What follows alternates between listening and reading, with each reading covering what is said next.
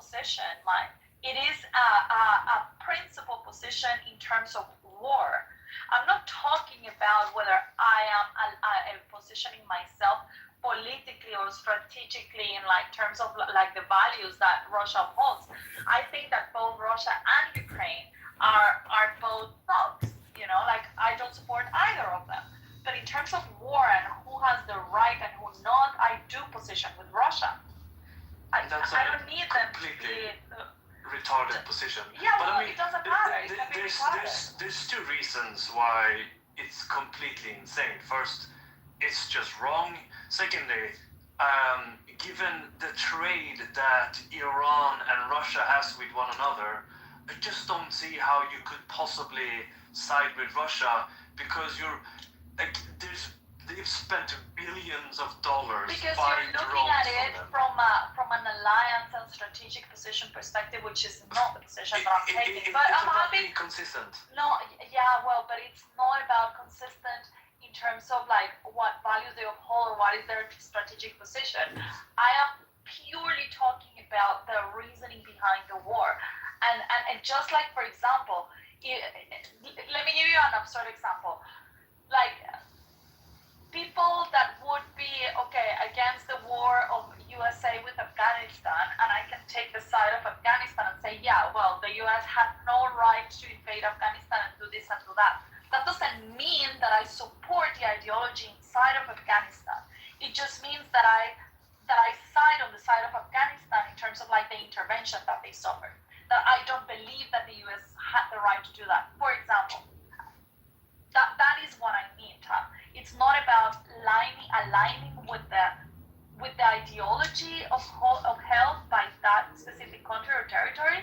It has more to do about the principle of the action of the war. Which you're wrong about also, but yeah. Well, yeah, but my point is that we can talk about that.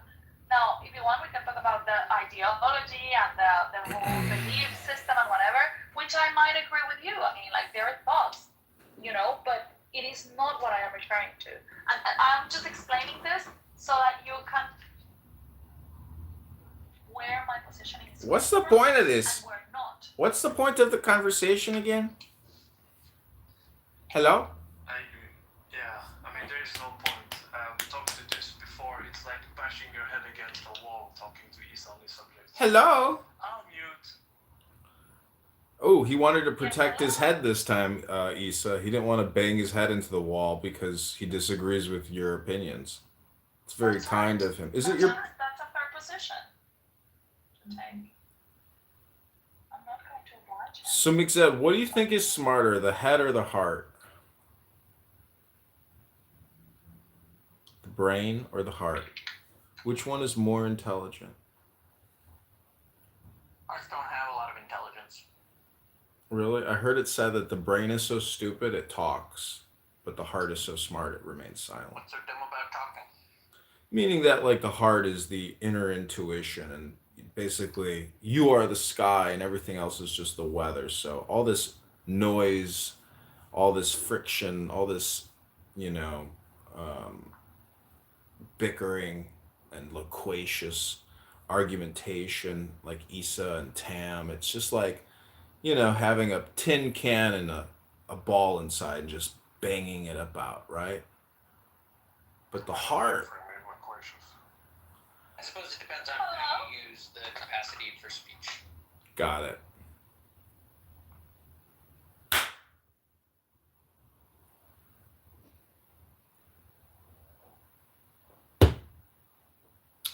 Well, I've got a Halloween poem I'd like to read to the room. Does anyone have 60 seconds for a poem? Did you guys know that John came over the weekend and he's going to bring his mom to Clubhouse so we can hang out with her?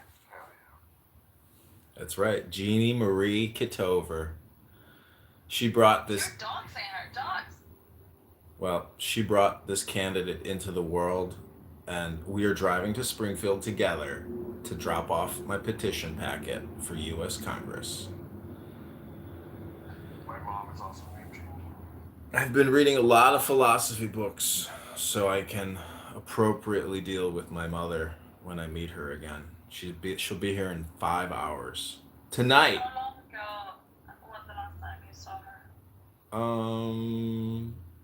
Year ago, 2 years ago, year ago, probably a year ago. Oh, and how long is she staying for? A week. She's gonna stay for my birthday, and then I'm gonna take her back to the airport, throw her a bon voyage party. Are you guys going to celebrate Halloween? I will probably, we're probably gonna go out for a nice dinner, and then we'll come back, join Clubhouse, join the live stream. She'll probably have a cocktail, and then I'll probably tuck her in her private little, apartment, and then I'll probably go out and meet with some friends tonight. Do you have space for her, or is she staying at another apartment in your building? Yeah, she's staying in the 2 bedroom, 1 bath apartment. I gotta go down there and clean it before she gets here. Why do you have it empty? You're not getting enough. No, People? it's like peak season is really, I would say, like March to October.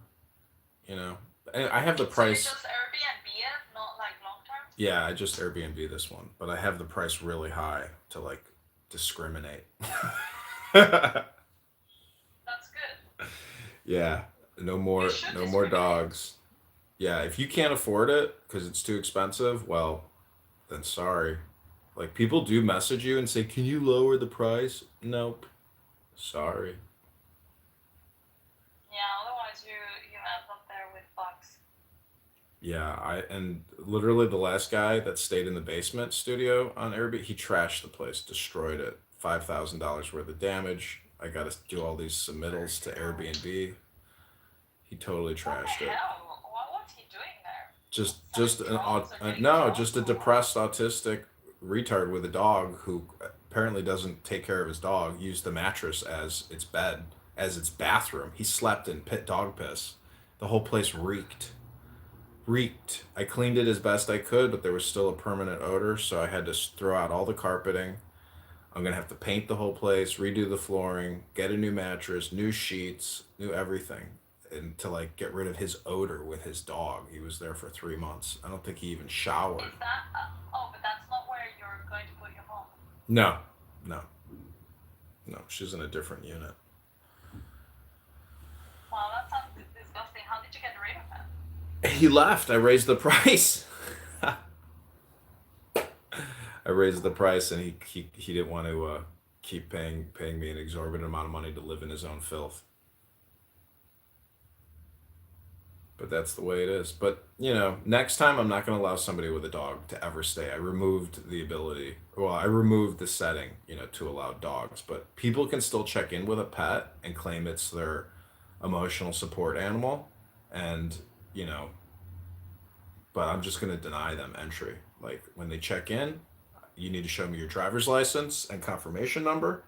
I need to confirm, that you're not checking in with any extra guests, any pets. Then do like a thorough walkthrough and explain everything to them, like they're a 3-year-old person, and then check in with them every week. Because like if you let them just be pigs, they will just like trash your place. Because humans are just disgusting pigs. Because they pay a cleaning fee, and they're like, oh fuck it. And for how long do you take them? Do you take them for weeks or months? 32, Or, 32 minimum stay.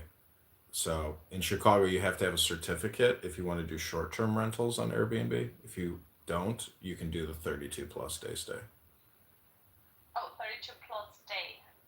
Yep. Yeah, you need to check. And do they leave you like a deposit or something to cover any No damages? deposit, but Airbnb has a, supposed host guarantee. Insurance. Yeah, but we're gonna see if they pay out. But they're demanding that I like provide them invoices from third-party service providers who are doing all the work. I'm like, I'm doing all the fucking work, so I'm just gonna like put myself as the sole proprietor on the invoice. I'm not sure they will accept that. Well, I got this other guy. Maybe I should text him now, see if he can be Yeah, you the. should get an invoice from another person and just like inflate the tax, so you can pay him the tax and he doesn't have to. He doesn't have to. Yeah. That's it. Sí, señorita. Eres muy Yeah, that's right. inteligente. Of course. I do this type of things in my real real life. Sometimes when I need it. Anyway, why is everyone in the audience? Seaman and Samson. Seaman. Yeah, Seaman. Samson.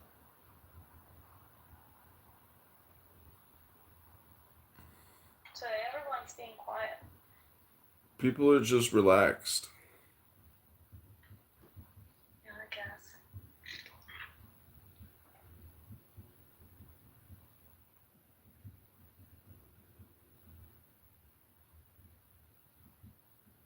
I was in the Bitcoin room this morning for a while. It was fun, but now the room is dead. They're just listening to music again.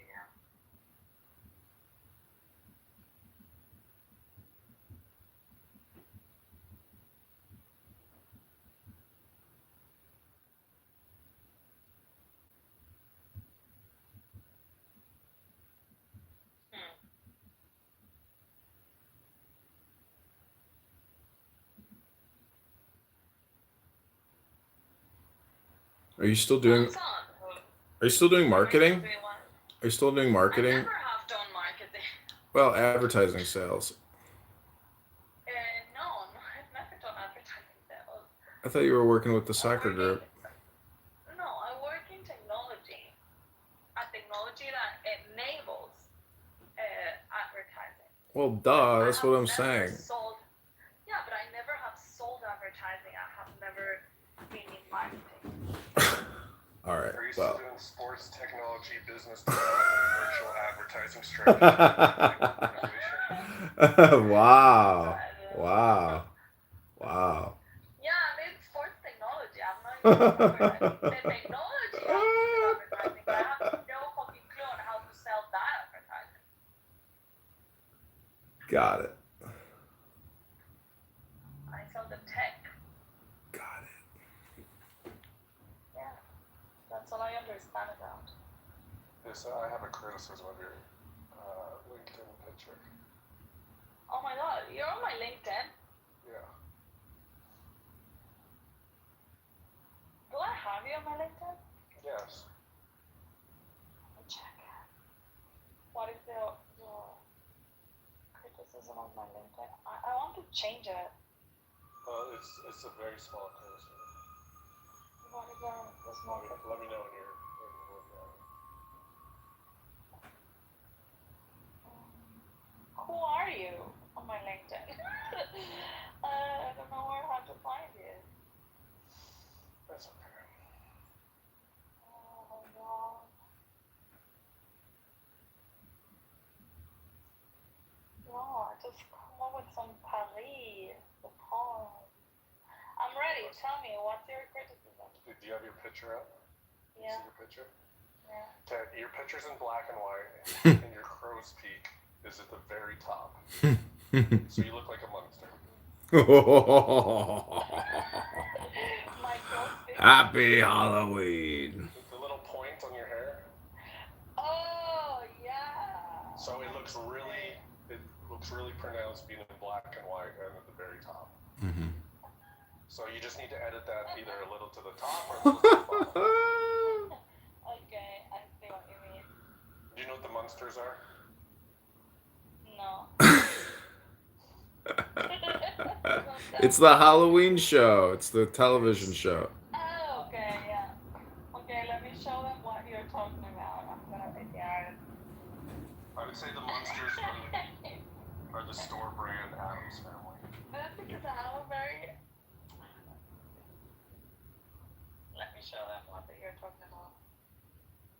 It's not bad, it's just it could easily be fixed. Improve. Man, I play the flute. Man, I play the flute. PTR. This is what you need. Yes. Oh. The little thing. It's like a little dog. Yeah, you got a little Hitler mustache on your forehead. That's right. You're a fascist after all.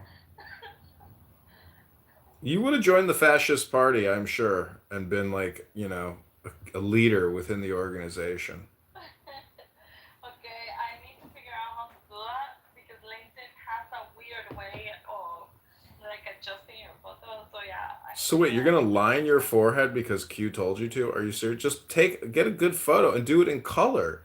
Like every guy knows that a black and white photo is a catfish person. Like avoid all black and white I photos. just have everything in black and white, even in my website. But life isn't black or white. It's a multicolored universe. More neutral. I Well, don't it's know. not your authentic self. It's not genuine. Well, whatever. That's okay. You know, we're giving you positive, constructive criticism. You can reject it like a fascist. That's your green bean priority. I understand. I am a fascist. I just said that I am going to change Cut it. my photo. Clip it. And I She will admitted post it. She's a fascist. Marshall Rankin's a communist. They have now both admitted it. I have Marshall Rankin yesterday. I want to share a clip with you of Marshall Rankin admitting that he is a socialist communist. Admitting it in a room full of socialist communists. So disappointing. on stage. Simone. You've been pronouncing his name So wrong. it could be worse. This is an actual monster.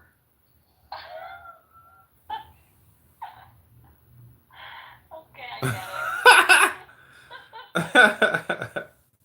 There we go, dude. You just proved it, man. Wow. Yeah, that is what my hairline looks like. Damn. Also the black and white, too. I mean, because the show was in black and white, so it's even more fitting. Exactly. Nicely done, Q. You may have just saved her like a couple $100,000 on her corporate career. Please. Her corporate career ladder chasing. Issa, you know, you're going to have to cut a check to Q for like a couple $1,000 in a few years. Yeah. I'll buy a book of Mormon from him. That's So some... I'll give you a huge compliment. You're at least a 10 on the monster scale. Thank you, Q. Nicely done, Q. Saved the day, bro. Halloween edition. Holy shit. Well, actually, this is all because of you, because you were trying to guess her job. And so I'm like, I'm going to go to her LinkedIn and see exactly what her job is. Yeah. So you rolled the ball on all this. Yeah, cut me the check, Issa. I'll give the residuals to Q here. All I ask is one stay in your piss pad in Chicago. But what you read, Q, that is not the role. Those are the different things. I know. It's just.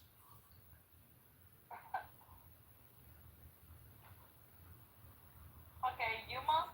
Did you go into my profile? No, it just said it on the top. Okay, I need to know who you are. I don't find you. I'll message you. I don't even have LinkedIn because, like, that just, like, frames you, forces, you know, your identity in such a way that is... Plus, it's all tied to Bill Gates and Microsoft. I just can't stand it. Like, fuck that shit. If you want to see my resume, like, you can just go to my website. Well, the other day somebody texted me on. Okay, I was writing it wrong. I was writing it with an E and with an I. And the first I wasn't putting I'm putting an E. Anyway, the other day when I was taking the 2 months off from Clubhouse, somebody texted me on LinkedIn. I thought it was a little bit like I don't know, I wasn't expecting this. He said, Issa, Clubhouse is boring without me. I'm like, who the fuck are you? Like, why do you know my LinkedIn? Why are we connected even on LinkedIn? And yeah, then he explained that we connected early Clubhouse, and he was living in here and there, and he explained, I'm like, okay.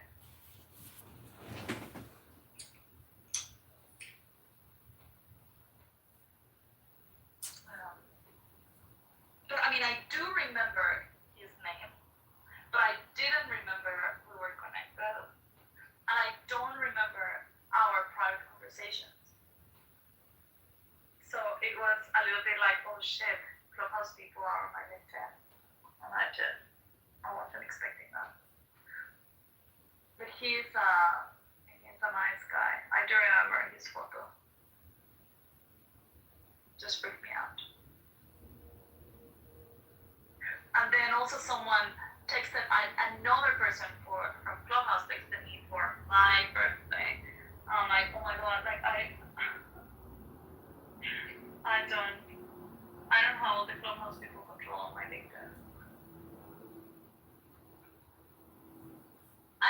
have added anyone that is fishy, so I have been careful with that. Odds fish, Mania! They seek him here. They seek him there. Those Yeah, blasted I just Frenchies remember seek that. him everywhere. Is he in heaven? Is he in hell? That blasted, infernal, Come on, John. Scarlet Pimpernel! Stop. Anyway, where?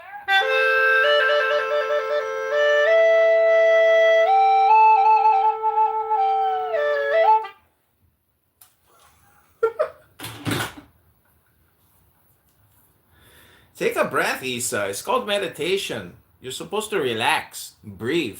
You're stressing everyone out all the time with your stress. We just want to relax and breathe and meditate in peace. I am stressed. I am relaxed. Sorry. I do get stressed sometimes. It's because you're not breathing. You're talking all the time. I gotta say it's nice when people at least notice, that you're absent. I do appreciate that. And also the one that texted me on my birthday was like, oh, you remembered. Isn't that nice? Yeah, that So is nice. Kind of like winks of people saying, hey, I noticed you.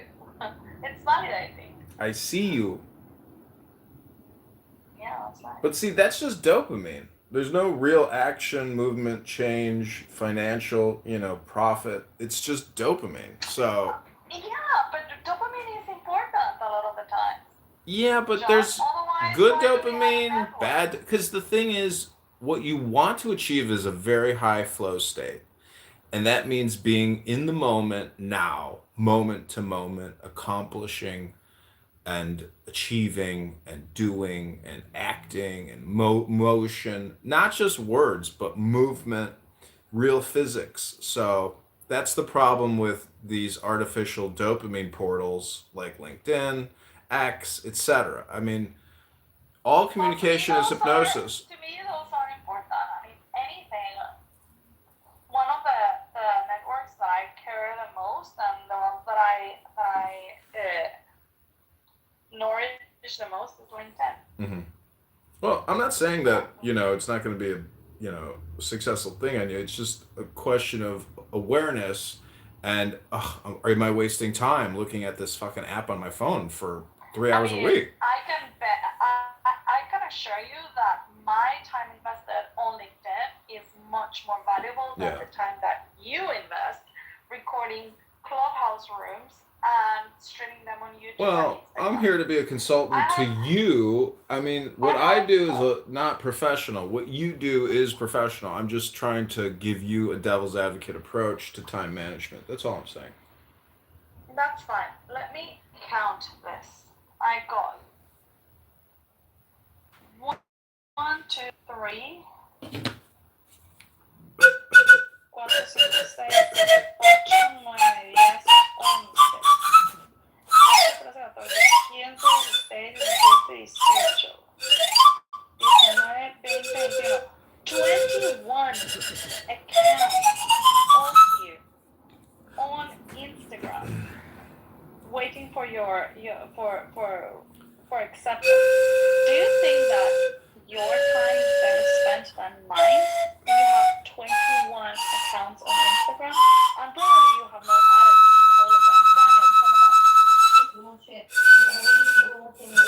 me in all of them. Alpha male, SeaWorld? Is that Alpha? Oh, Alpha, my darling Alpha.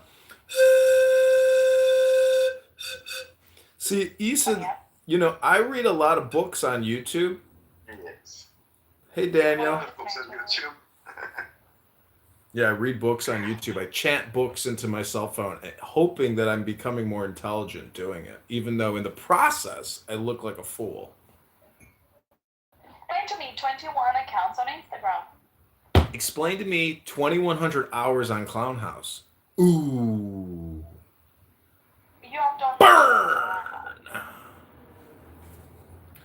Anyway, Listen, you're my number one organizer. I love what you do. You bring together a whole cast of characters, and my favorite recordings, when I go back and look at all my recordings, it's your rooms. To me, they're the funniest, craziest collection of characters ever composed, for free on the internet. I mean, I like what I've done. I think what I've done is an incredible piece of artwork and filmmaking. I'm the new El Normo of the 21st The century. mouse is sitting on the line and says, "Look at the dust we're making." Exactly. And the mouse, crawls up the foot of the elephant, and the elephant says, "Meow!"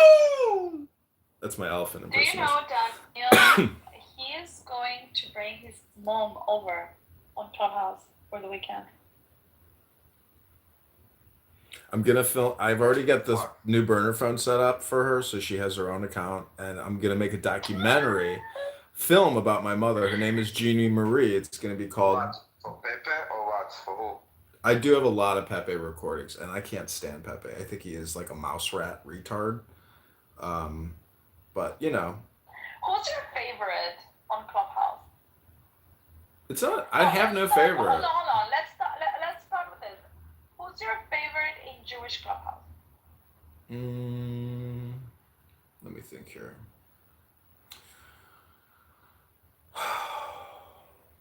I don't really know. Daniel. No, he's gay. So what does that have to do with anything? He's happy. He's too happy. I like Jewish Clubhouse. this. I like the cynic.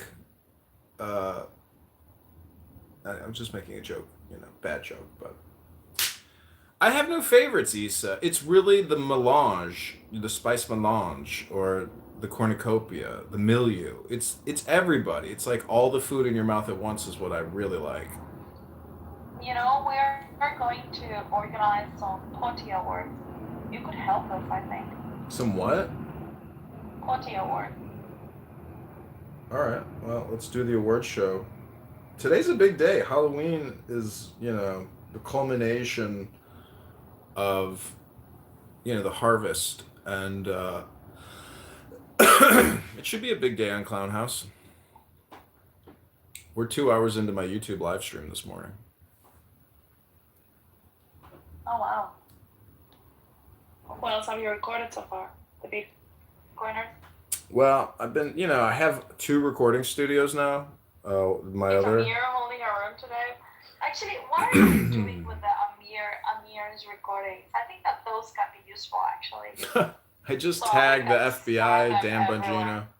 I tagged the FBI, the CIA, Tulsi Gabbard, and I say Clubhouse has an active terrorist cell, terrorist promoter, terrorist supporter. On X? On X, I tagged the FBI and security services to kick his door in, but they haven't kicked his door in yet.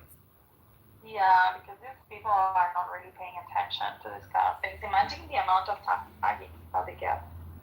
See, if we had a real fascist government, I would have the ability to have his door kicked in, but we don't.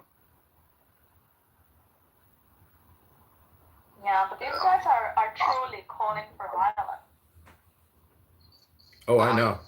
I got Amir on recording claiming that he was gonna plot and kill people, and screaming out, "I want that person dead! I want that person dead! Kill them! Kill them!" It's crazy. Amir. Disabled person. Disabled. He can walk.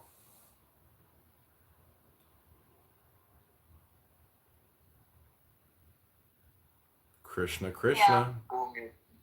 I really don't understand even how he is allowed to be on Clubhouse and how my account and ours accounts are being reported, but he still gets to sit here with his own original account and say all the barbaric things that he says all the time. It's crazy to me.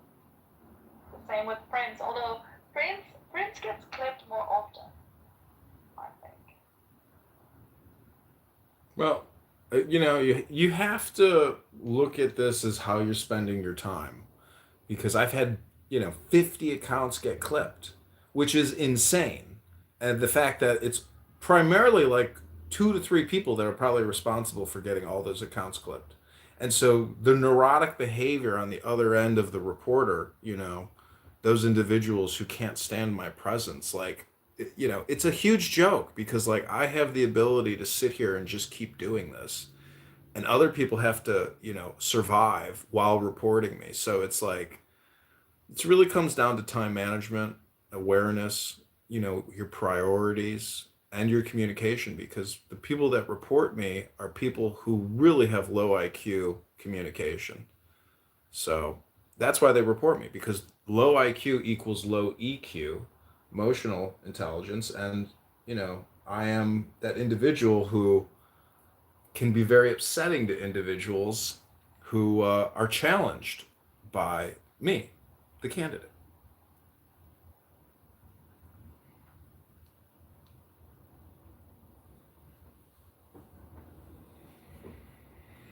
I see.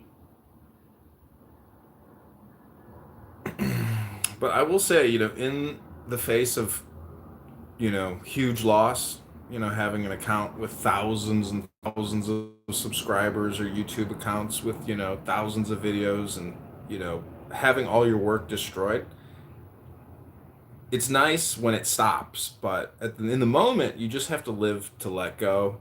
And you realize that, like, even as the creator, you're putting out a lot of junk, like 1% of my content is actually watchable. And I think that's what all filmmakers ultimately Aim for. figure out. Yeah.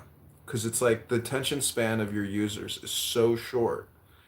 And the fact that many of them will never come back to your channel ever again after watching your most popular video, that's it. Like, you get one shot.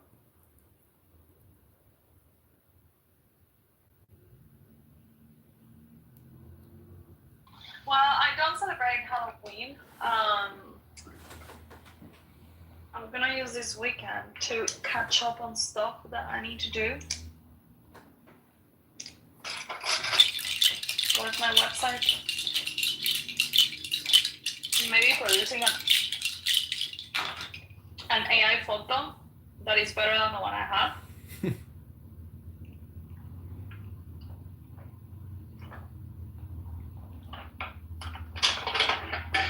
For my LinkedIn. Daniel, when are you going to Rome? You're not working today anymore, right? More. For how long? I don't know, 5, 6, 7 days.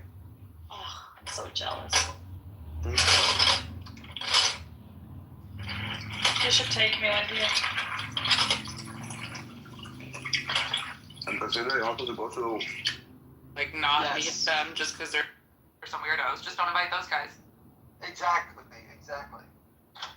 Rudolph the red-nosed reindeer Do you guys was a just tell very me, racist. What? Just cut out the ones that you don't want, and just be like, sorry, but we don't want you. You can't sit with us. Hi, Alpha. Hi, Abby. Happy Halloween. Hi, John Kitover. Happy Halloween. Happy Halloween. You ready? John, Rudolph told us he's going to be a KKK for Halloween. With all due respect, David. With all due respect, David. No, he said say. Only his wife, I guess, is going to be KKK. No, you're getting the story wrong. It's a sexy KKK member. Is your wife in Africa getting plowed right now by somebody in some Ojibwe tribe or something? Abby, you're gonna have to kick him. What is going on? What is going I on? have so can you do it, kids? That Oh. was very disrespectful. That was very just. I agree. You're gonna kick me over that?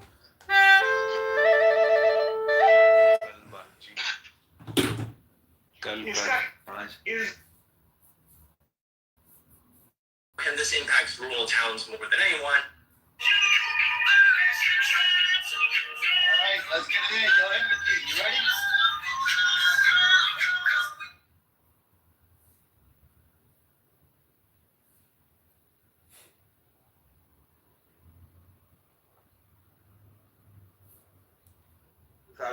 or 2018.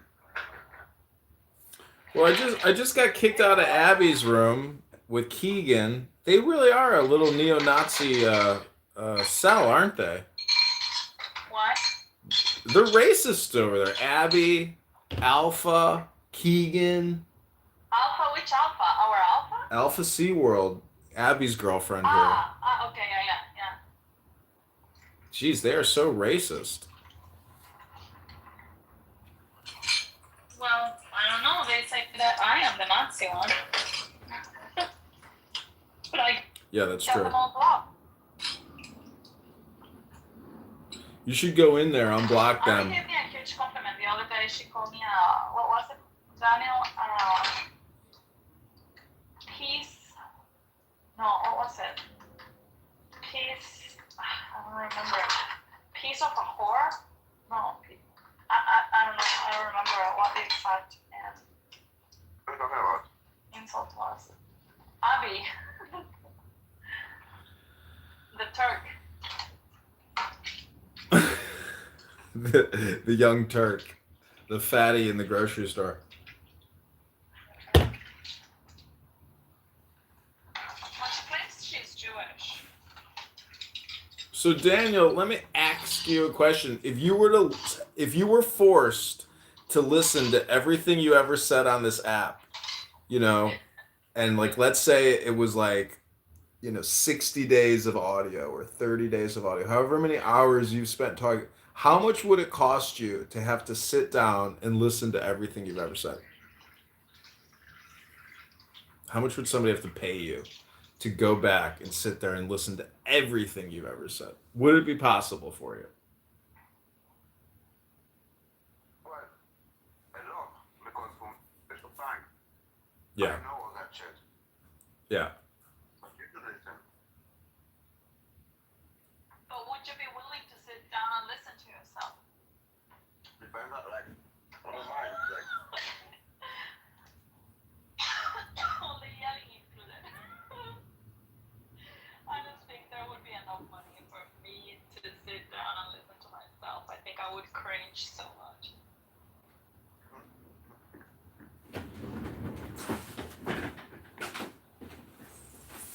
I would really cringe so much listening to myself. It's like the fights I have gotten on, the drama, the times I have just been there doing nothing and saying nothing. It would be hard, actually. That's a good question.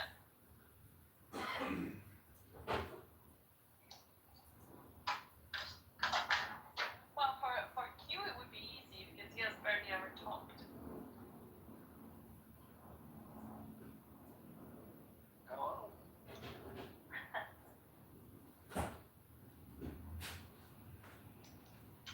Yeah. I feel Clubhouse is super boring today. Do we need an Amir room or something?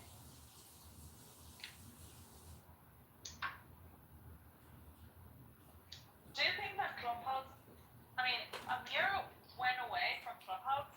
I think it would be boring.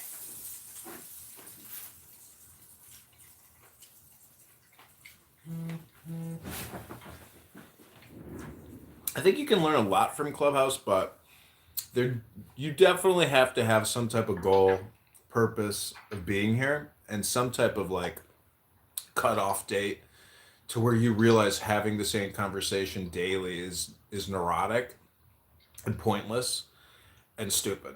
Unless you're actually like creating content, and which is really like surveillance capital. It's like a new form of product fetishization. I don't know. But the problem is when I'm doing this just for myself. Like, I am not creating content. I know, but I'm trying to make the point that you should be, and if you don't, you're really wasting your time. That's the theory.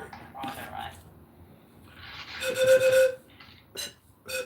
The Bitcoin room is interesting. Is I'll go to X Spaces and I'll see the same leaders in the Bitcoin room running big rooms on X.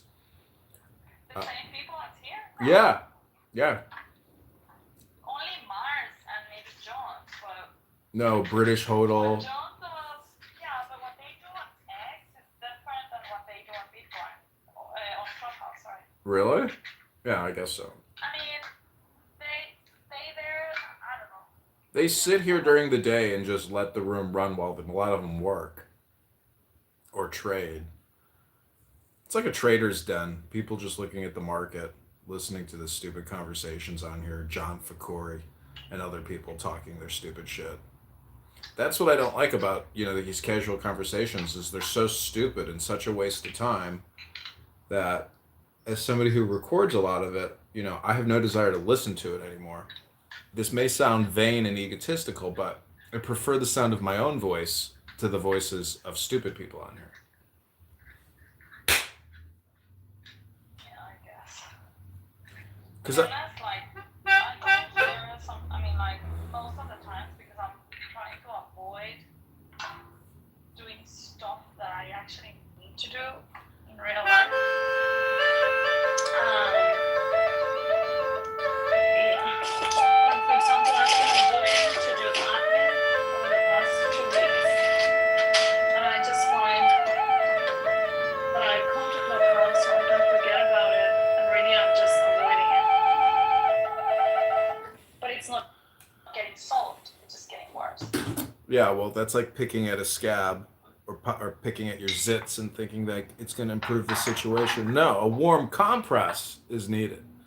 Ice is needed. Relaxation, de-stressing. And so this app does not create a peaceful meditative environment like John Kitover. Why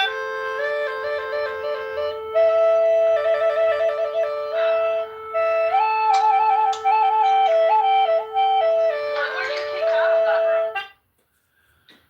Which one, Abby's room? Did you say anything to her? Yeah. Did you say anything to her? Yeah, Keegan was talking about how he was going to dress up as a KKK member for Halloween. I said, is your wife still in Africa getting railed by some African? And then they're like, kick him! Kick him!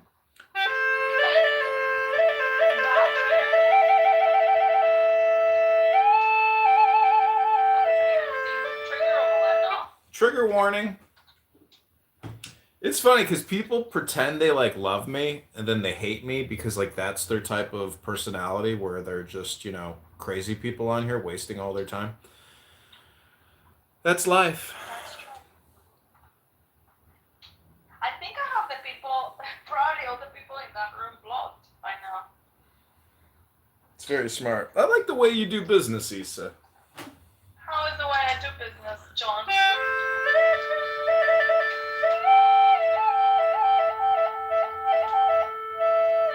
And I am never looking back. Yeah, don't look back. Just drive forward. Yeah, I think I must have blocked Abby probably like 2 years ago. Almost, I guess.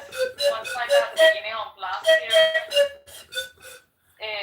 Why haven't you blocked Simon, though? I can't understand why you love Because that. I love Simon. Why do you I love Simon. him? He's Canadian. Who can Because love a Simon is Canadian? I don't care. Simon is a good person. He's a good person?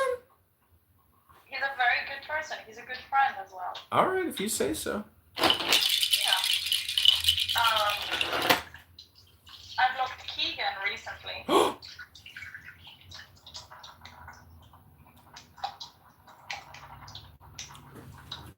I haven't seen Kevin Cohen lately, but I mean, I guess it's because he's just hanging out on the other side of Clubhouse, or maybe because he's not around. I don't know. I saw But, him in the last 2 weeks. yeah, I think he hangs out in the spaces with Boosie Abby. and Keegan and Abby. Yeah, I've seen him there once. Yeah. I don't understand why people go into the rooms, to be honest. I just don't understand it. Well, I mean, like, they're fun, like, depending on what you're looking for, I guess. I mean, it's just a bunch of fucking white supremacists hanging around there anyways. That's it.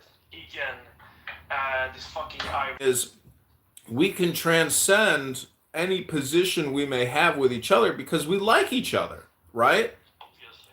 So what I'm saying is, why do you think there's still so much conflict? Like even in this app, like why are people so petty, so childish, immature, low IQ, low EQ. Why? Well, I think that Emotional control. well, that's one thing, but I think one of the problems that I see today is that people have some kind of political, religious position of some kind, and they don't have other identities. It's their only identity they have. They see the entire world through that identity. When you do that, you're gonna be in conflict with everyone, always, because you can never see what you have in common with other people. And I can. But yeah, I mean, guys can as well. But I mean, when I go into a room with Abby and them, and almost every time I go in there, there's gonna be some talk about white people, or I mean, it's always these things, and it can be fun for a little bit, but it always comes back to the same thing. And I mean, it's fine if you want to discuss some things, but our rooms are not these kind of rooms where you sit around and you debate things, kind of like your rooms, Isa. That's basically what you do, and I can see why your rooms can be like that, but hers aren't, because it's just that the topics often sort of gravitate towards that. It's just like that. I feel it's just like, yeah, well, they found it's funny sometimes to make or some jokes or whatever around this topic, but it doesn't move from there. You know, and I don't care. Like, people can have their own views and their opinions, and as I always say, like, people can hate whoever they want to hate. Like, I don't care, but I don't know, like, make some arguments that are interesting, you know, to discuss or whatever. Bring it to principles. Keep your ideas, you know, keep what you believe in, but just engage in something that's more stimulating than just, I don't know. I'm not even saying that our rooms are are better or anything. I just find them more stimulating, because then we end up always talking about ideas, you know, like whether you like them or not, but not really like people, because who cares? What's your color? What's your race? What's your whatever? Even when we talk about Islam and Muslims here, we talk from like the ideological perspective of Islam and Muslims. And Well- that's the reason why Muslims sit in a comfortable room and they actually engage in the conversation, because they I don't know. See, you think you've had every conversation there is to have, but the truth is, you need to stop altogether having any conversations, because all future conversations you've already had.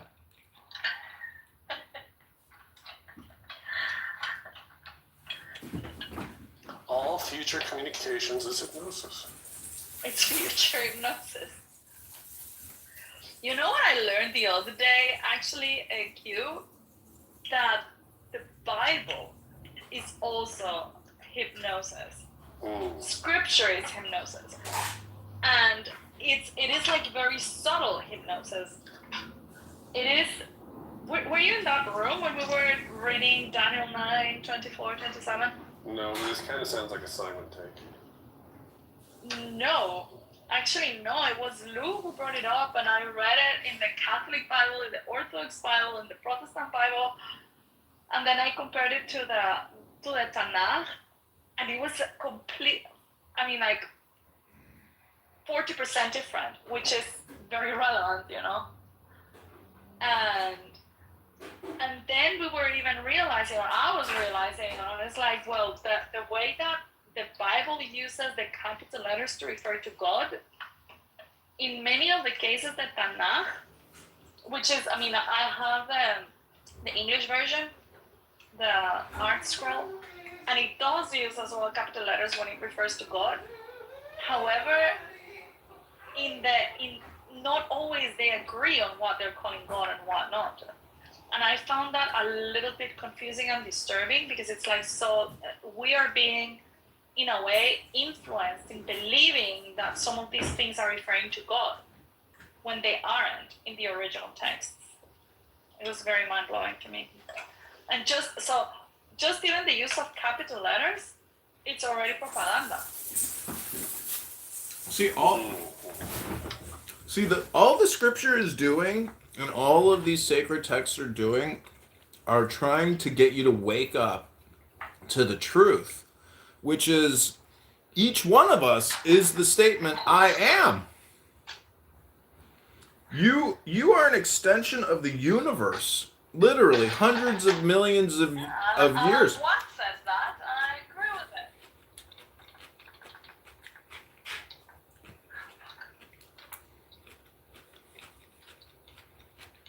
Anyway, I thought it was very interesting, and now this has sent me into a rabbit hole that I want to discuss this weekend with someone at the church that I am going here in Zurich. Well, not that I am going, but that I have gone to a few weekends in the last couple of months. Do you know what? Also, Do you know what? how Pal. do you call the priest? Just a question. How do you call the priest from the Orthodox Church? You call them daddy. Oh, serious.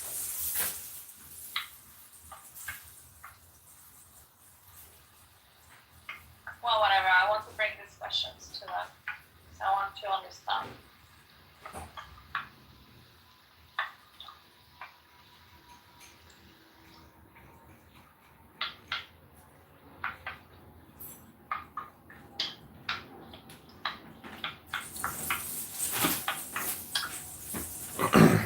Okay, you want to hear a Halloween poem, Issa? Sure, go ahead.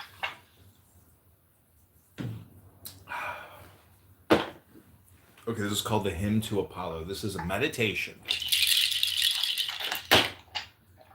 God of the golden face and fiery forehead, Lord of the lion's house of strength, exalted in the ram's horns, O ruler of the vaulted heavenly hollow, send out thy rays majestic, and the torrid light of thy song, thy countenance most splendid, bend to the suppliant on his face extended. Hear me, Apollo! Let thy fierce fingers sweep the lyre forgotten. Recall the ancient glory of thy chanted music that thrilled the hearts of men and haunted life to adore thee. Cleanse thou our marketplaces misbegotten. Fire in my heart and music to my paean. Lend that my song bow past the Empyrean. Phoebus before thee. All the old worship in this land is broken, yet on my altar burns the ancient censer. Frankincense, saffron, galbanum, intenser. Ornaments glisten. Robes of thy color bind me for thy token. My voice is fuller in thine adoration. Thine image holds its God-appointed station. Lycian, listen!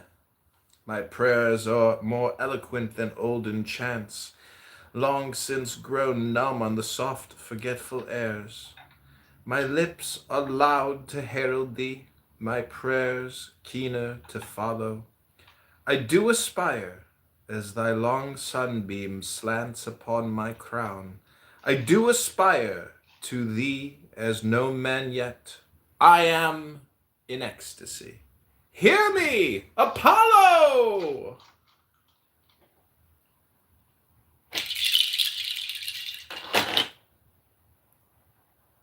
How is that a Halloween? Why, you don't believe in spooks?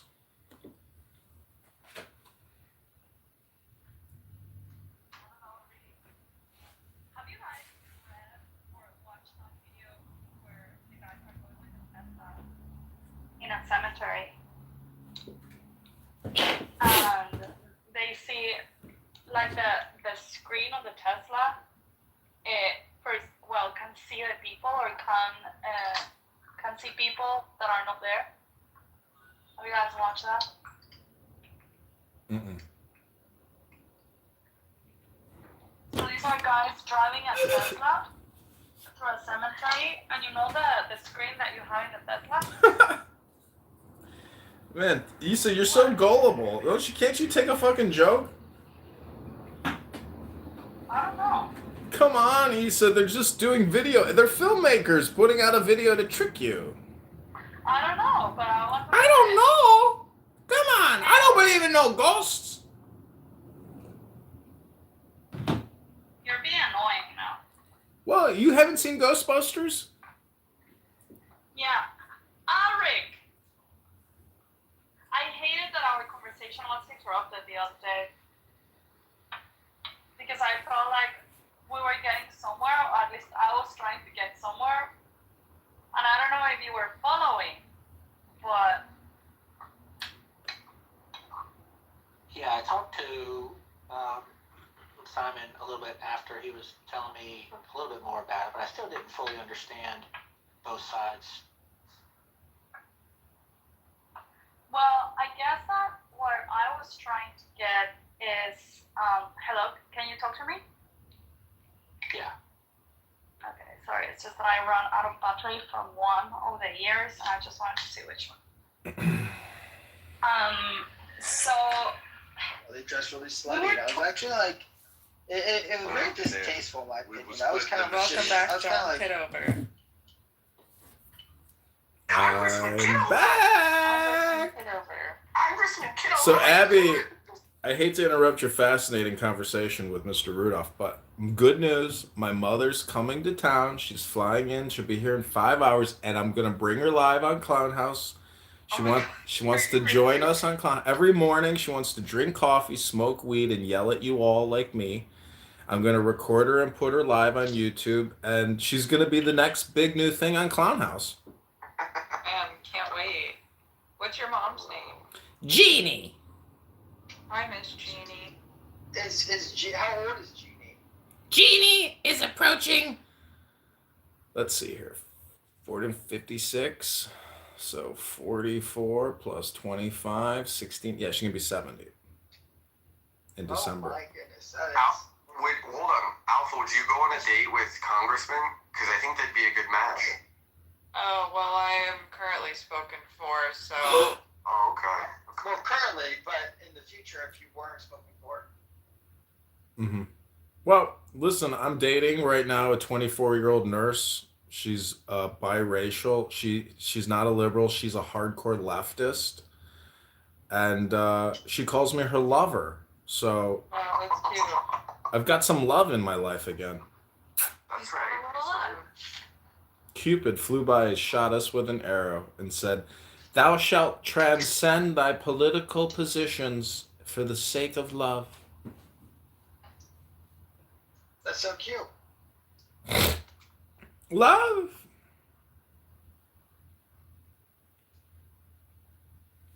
Do you want to hear a love poem? Did you write it? Yeah. Yeah. John, are you for or against Rudolph doxing Rabbi? I'm not doxing anyone. With all due respect, David, I prefer not to comment on that question. The only Thank thing you. that is You know what? eternal is love. This love is the beloved and the lover. You are not to make any efforts in this relationship. When you are in front of your beloved, this beloved will not ask you to make any effort. This beloved will take care of you, and whatever she does, you will accept it. At that time, you will not think what is going on, because in love, there is no dialogue. In love, there is no dialogue, no question, no answer. Simply both are quiet. Quiet. You are quiet, and your beloved is quiet, and something great is about to happen now. You have to wait. When you don't make any separation between the beloved and the lover, you have found the secret that you have never been separated from anything. This is all you have to do. Did you get this secret?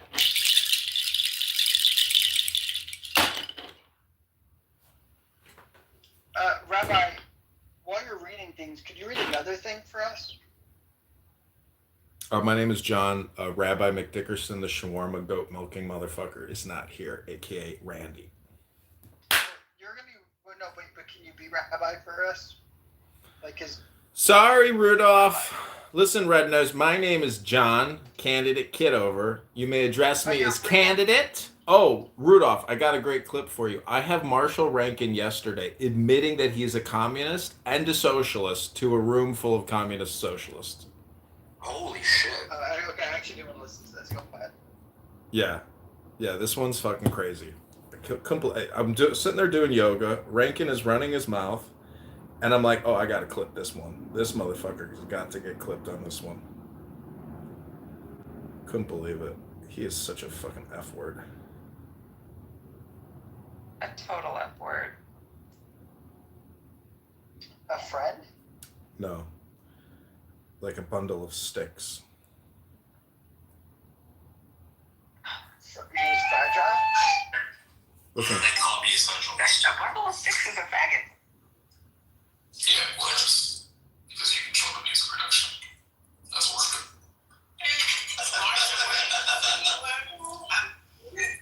Where'd you say you were, Marshall? I was in a more Republican-leaning room. And the person that was there said that I was a socialist.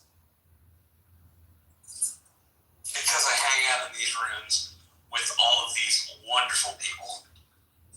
Guilty by association, Marshall. They kicked me. Unbelievable. He's from Liberia. Does he have his green card, or was he focused on getting... Brother, the reason why it's a good point. The reason why it's a good point is because we're all gonna have difference of an opinion on how it's interpreted. So now, Yes, he was a magician. I mean, if you don't understand his works, he's a magician. If you see something you've never seen, if I show you a coin and make it disappear in front of your face, what does that make me? Does it make me a magician? Yeah, magic is the higher technique of science that people don't understand. That's Exactly. my view. If I take someone, most people who have a common cold, let's say, or who have leprosy, die of leprosy because there's no cure for leprosy. Then I find a drug, I invent a drug that cures leprosy. And I now, using science, and I now use it to cure someone who has leprosy. I'm now a magician. If I find a cure for cancer, I'm now a magician. Doctors are magicians. If someone is able to walk on water, that is magic. Especially if you do it by faith. It must be magic too. If you heal the blind, because most people can't heal the blind because they don't Music is also magic.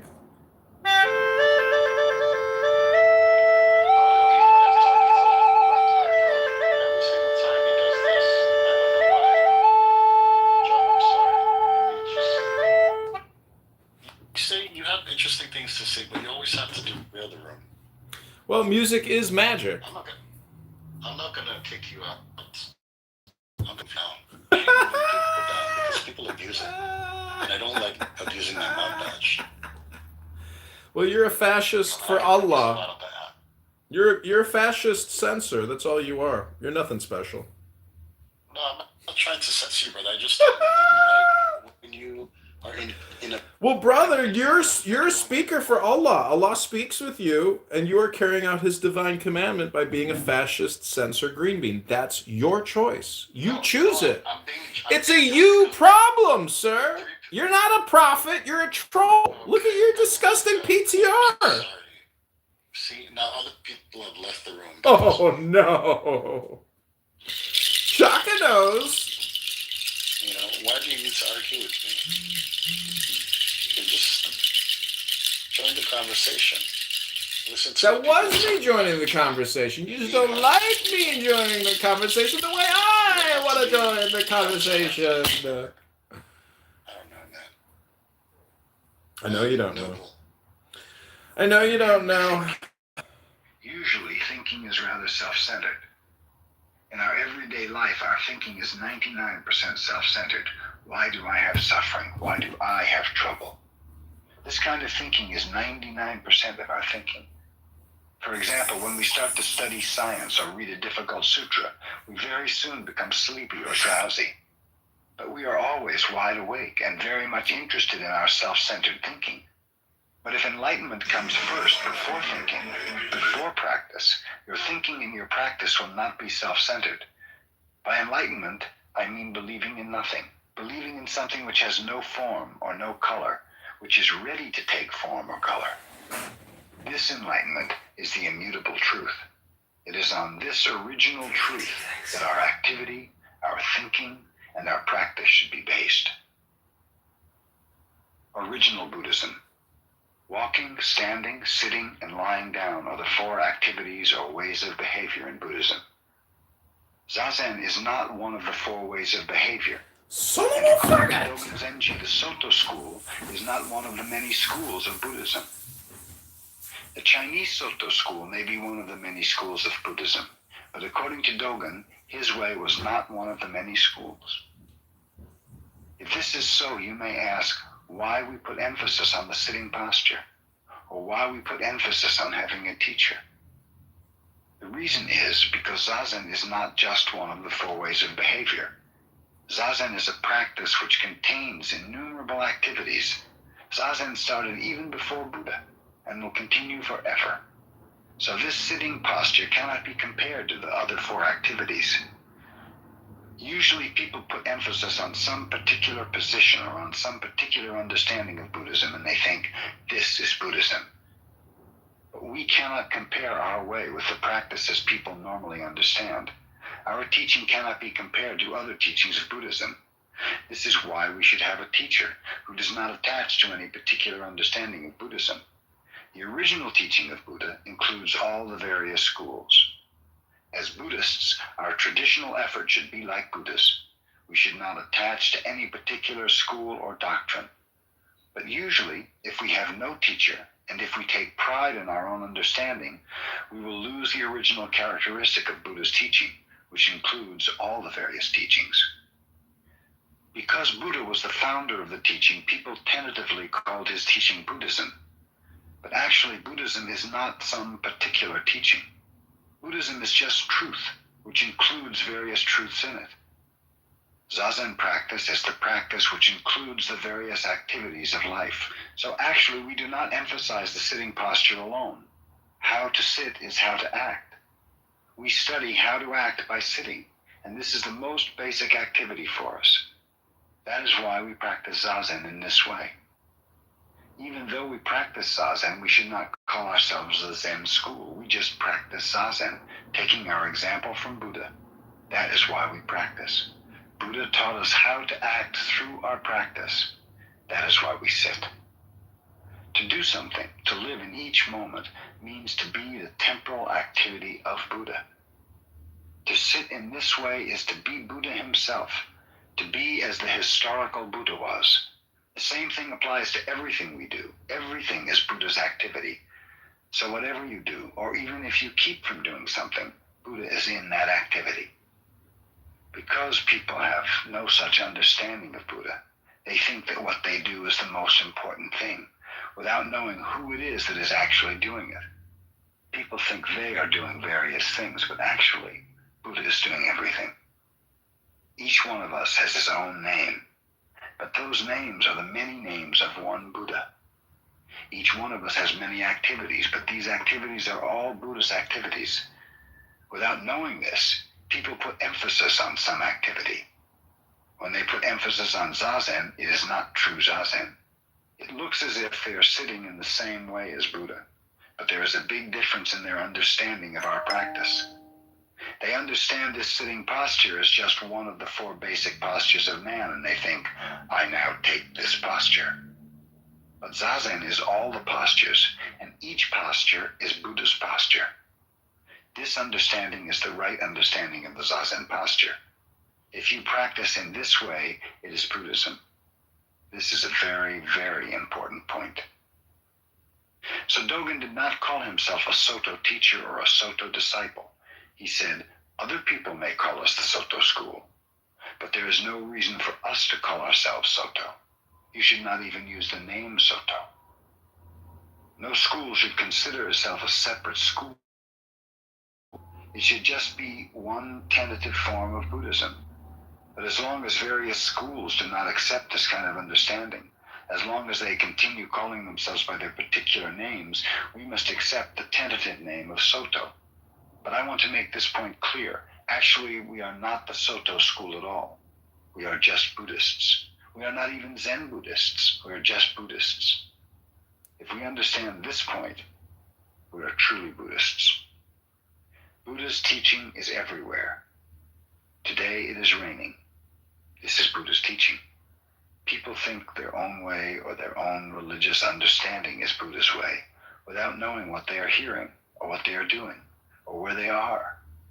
Religion is not any particular teaching. Religion is everywhere. We have to understand our teaching in this way. We should forget all about some particular teaching. We should not ask which is good or bad. There should not be any particular teaching. Teaching is in each moment, in every existence. That is the true teaching. Buddha's enlightenment.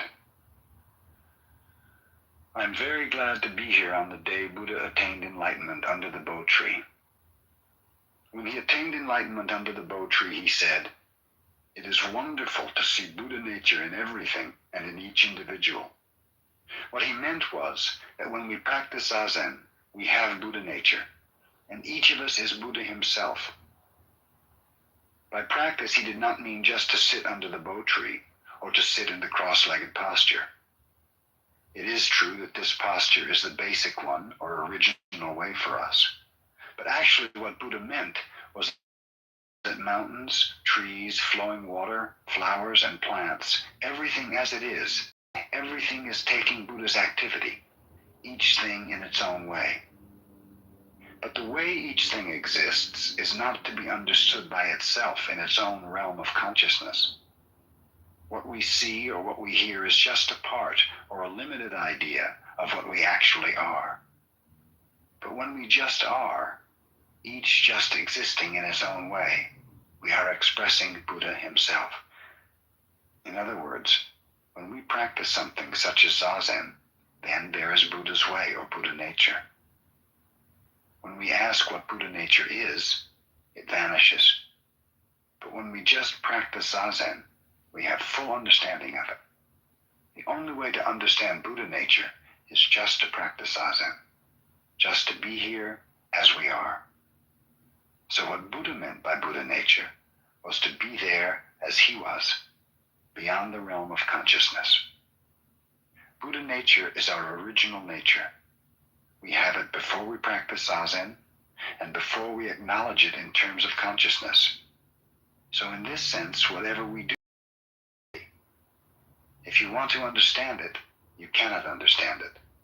When you give up trying to understand it, true understanding is always there. Usually after Zazen, I give a talk. But the reason people come is not just to listen to my talk, but to practice Zazen. We should never forget this point. The reason I talk is to encourage you to practice Zazen in Buddha's way. So we say that although you have Buddha nature, if you are under the idea of doing or not doing Zazen, or if you cannot admit that you are Buddha, then you understand neither Buddha nature nor Zazen.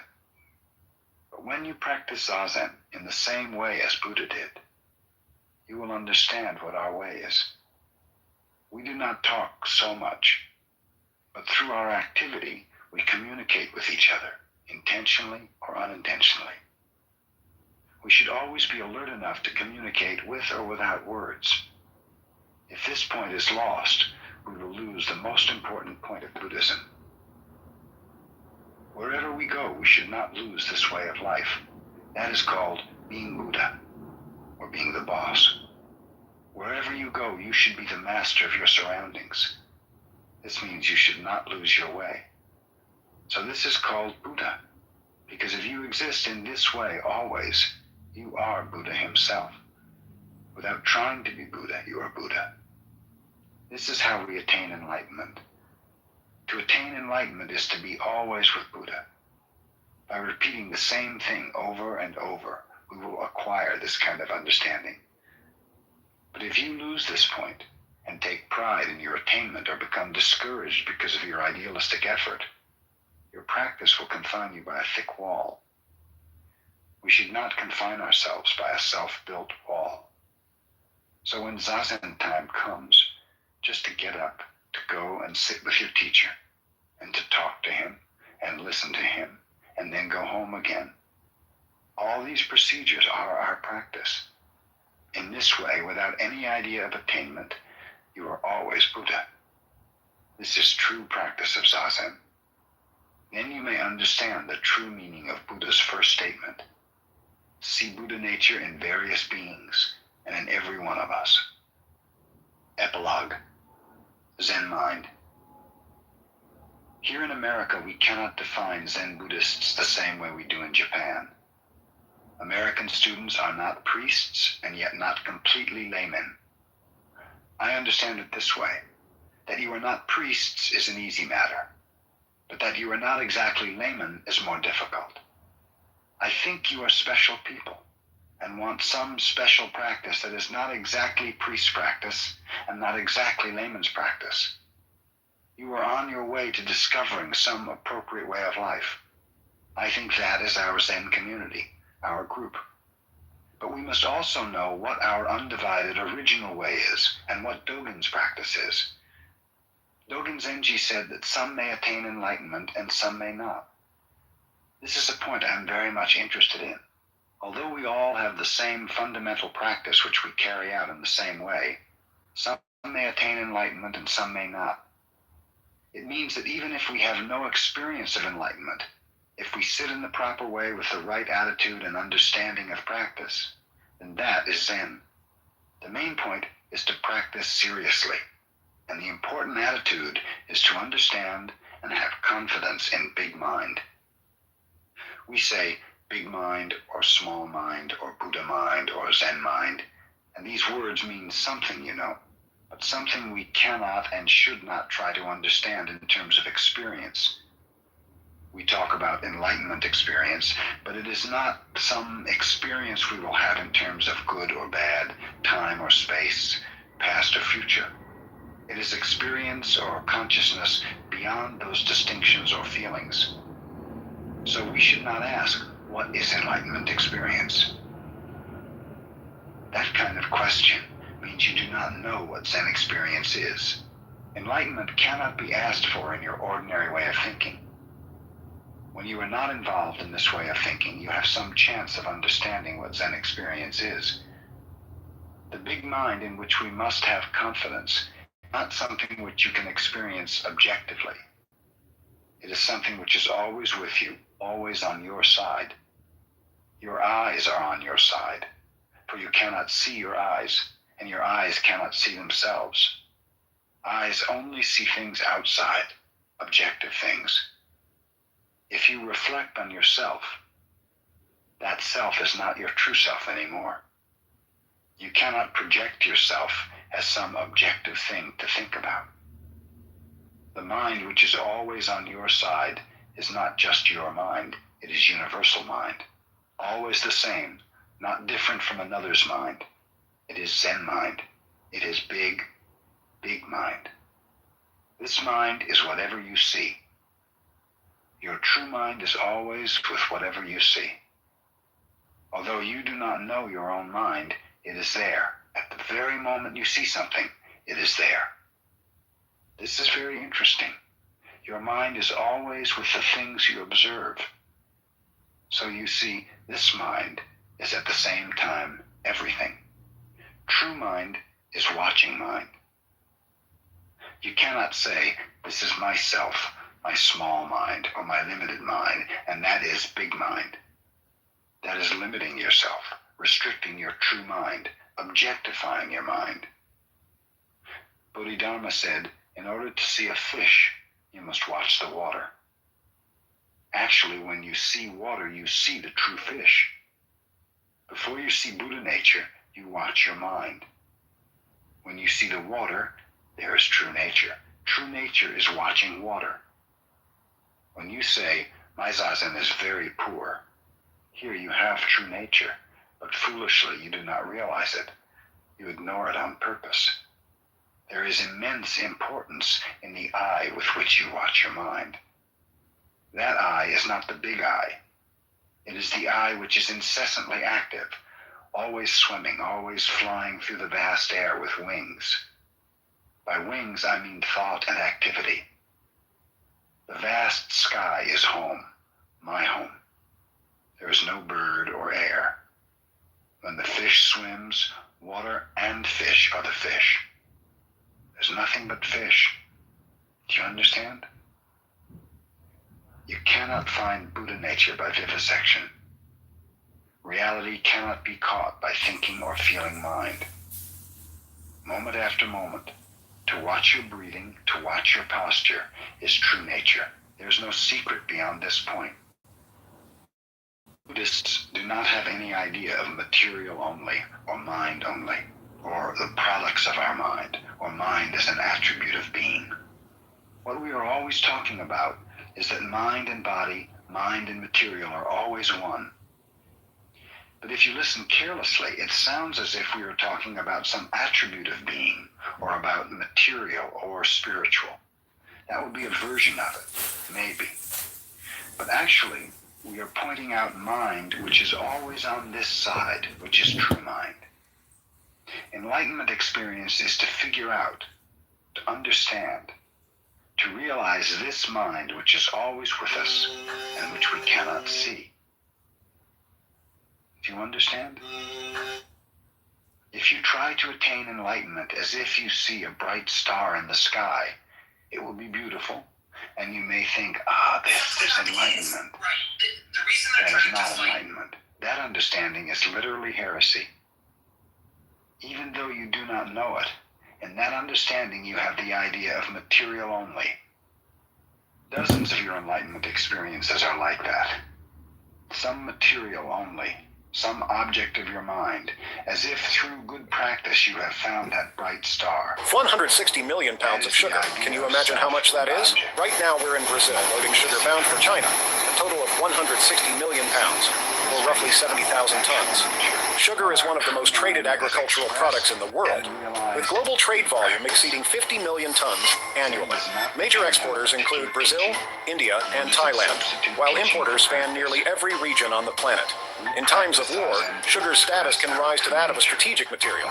That's one of the key reasons why China, despite being the fourth largest, is to be practice, to be enlightenment. At first, this may be a kind of belief, but later it is something the student feels or already has. Physical practice and rules are not so easy to understand, maybe especially for Americans. You have an idea of freedom which concentrates on physical freedom, on freedom of activity. This idea causes you some mental suffering and loss of freedom. You think you want to limit your thinking. You think some of your thinking is unnecessary, or painful, or entangling, but you do not think you want to limit your physical activity. For this reason, Hyakujo established the rules and way of Zen life in China. He was interested in expressing and transmitting the freedom of true mind. Zen mind is transmitted in our Zen way of life based on Hyakujo's rules. I think we naturally need some way of life as a group and as Zen students in America. And as Hyakujo established our way of monastic life in China, I think we must establish an American way of Zen life. I'm not saying this jokingly, I'm pretty serious. But I do not want to be too serious. If we become too serious, we will lose our way. If we are playing games, we will lose our way. Little by little, with patience and endurance, we must find the way for ourselves, find out how to live with ourselves and with each other. In this way, we will find out our precepts. If we practice hard, concentrate on Zazen, and organize our life so that we can sit well, we will find out what we are doing. But you have to be careful in the rules and way you establish. If it's too strict, you will fail. If it is too loose, the rules will not work. Our way should be strict enough to have authority. An authority everyone should obey. The rules should be possible to observe. This is how Zen tradition was built up, decided, little by little, created by us in our practice. We cannot force anything. But once the rules have been decided, we should obey them completely until they are changed. It is not a matter of good or bad, convenient or inconvenient. You just do it without question. That way your mind is free. The important thing is to obey your rules without discrimination. This way you will know the pure Zen mind. To have our own way of life means to encourage people to have a more spiritual and adequate way of life as human beings. And I think one day you will have your own practice in America. The only way to study pure mind is through practice. Our inmost nature wants some medium, some way to express and realize itself. We answer this inmost request through our rules, and patriarch after patriarch shows us his true mind. In this way, we will have an accurate, deep understanding of practice. We must have more experience about practice. At least we must have some enlightenment experience. You must put confidence in the big mind which is always with you. You should be able to appreciate things as an expression of big mind. This is more than faith. This is ultimate truth which you cannot reject. Whether it is difficult or easy to practice, difficult or easy to understand, you can only practice it. Priest or layman is not the point. To find yourself as someone who's doing something. Yeah, but I'm saying the point is, this is a disclaimer. This is not my answer yet. You, which is always with everything, with Buddha, which is fully supported by everything, right now. You may say it is impossible, but it is possible. Even in one moment you can do it. It is possible this moment. It is this moment. That you can do it in this moment means you can always do it. So if you have this confidence, this is your enlightenment experience. If you have this strong confidence in your big mind, you are already a Buddhist in the true sense, even though you do not attain enlightenment. That is why Dogen Zenji said, do not expect that all who practice Zazen will attain enlightenment about this mind which is always with us. He meant, if you think that big mind is somewhere outside yourself, outside of your practice, then that is a mistake. Big mind is always with us. That is why I repeat the same thing over and over when I think you do not understand. Zen is not just for the man who can fold his legs or who has great spiritual ability. Everyone has Buddha nature. We each must find some way to realize our true nature. The purpose of practice is to have direct experience of the Buddha nature, which everyone has. Whatever you do should be the direct experience of Buddha nature. It has an origin, not an even beginning origin, right? Except for this one thing that fits me, that I'm going to put a stop in the regret. Which is what the objectivists are doing as well. In the case of the theist, it says like, okay, everything. Someday you will. Someday someone will understand. I will wait for the island I was told is moving slowly up the coast from Los Angeles to Seattle. I feel Americans, especially young Americans, have a great opportunity to find out the true way of life for human beings. You are quite free from material things, and you begin Zen practice with a very pure mind, a beginner's mind. You can understand Buddha's teaching exactly as he meant it. We must not be attached to America, or Buddhism, or even to our practice. We must have beginner's mind, free from possessing anything in its present form and color. One thing flows into another and cannot be grasped. Before the rain stops, we hear a bird. Even under the heavy snow, we see snowdrops and some new growth. In the east, I saw rhubarb already. In Japan, in the spring, we eat cucumbers. Audio Literature presents Zen Mind, Beginner's Mind, read by Peter Coyote.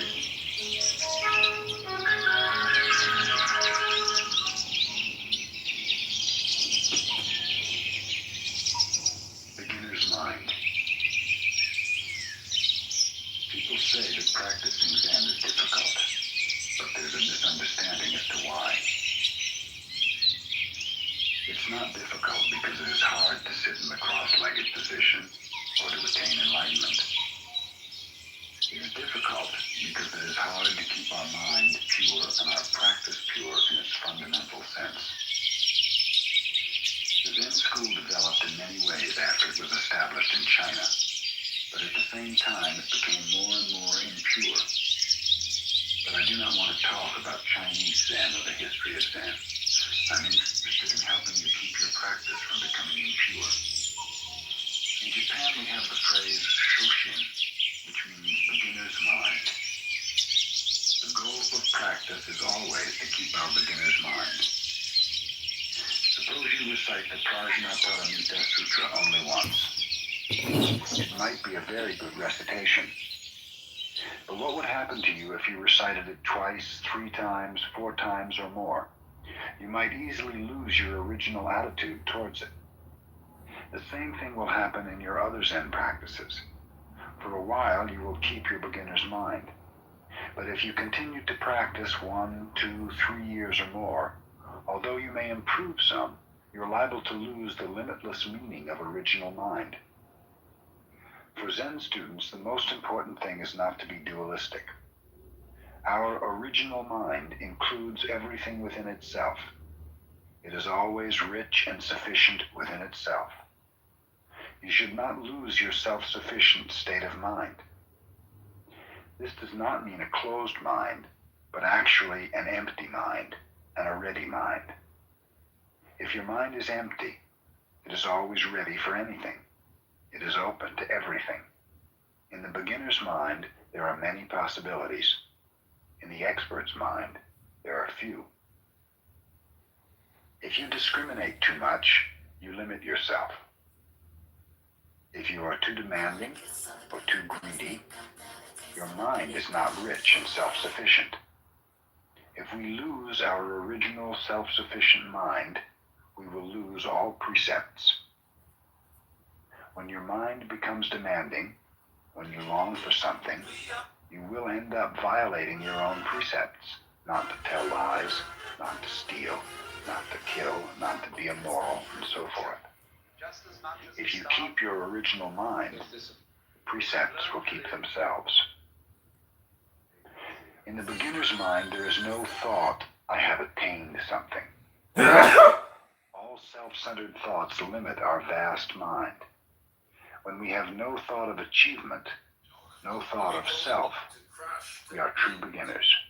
Then we can really learn something. The beginner's mind is the mind of compassion.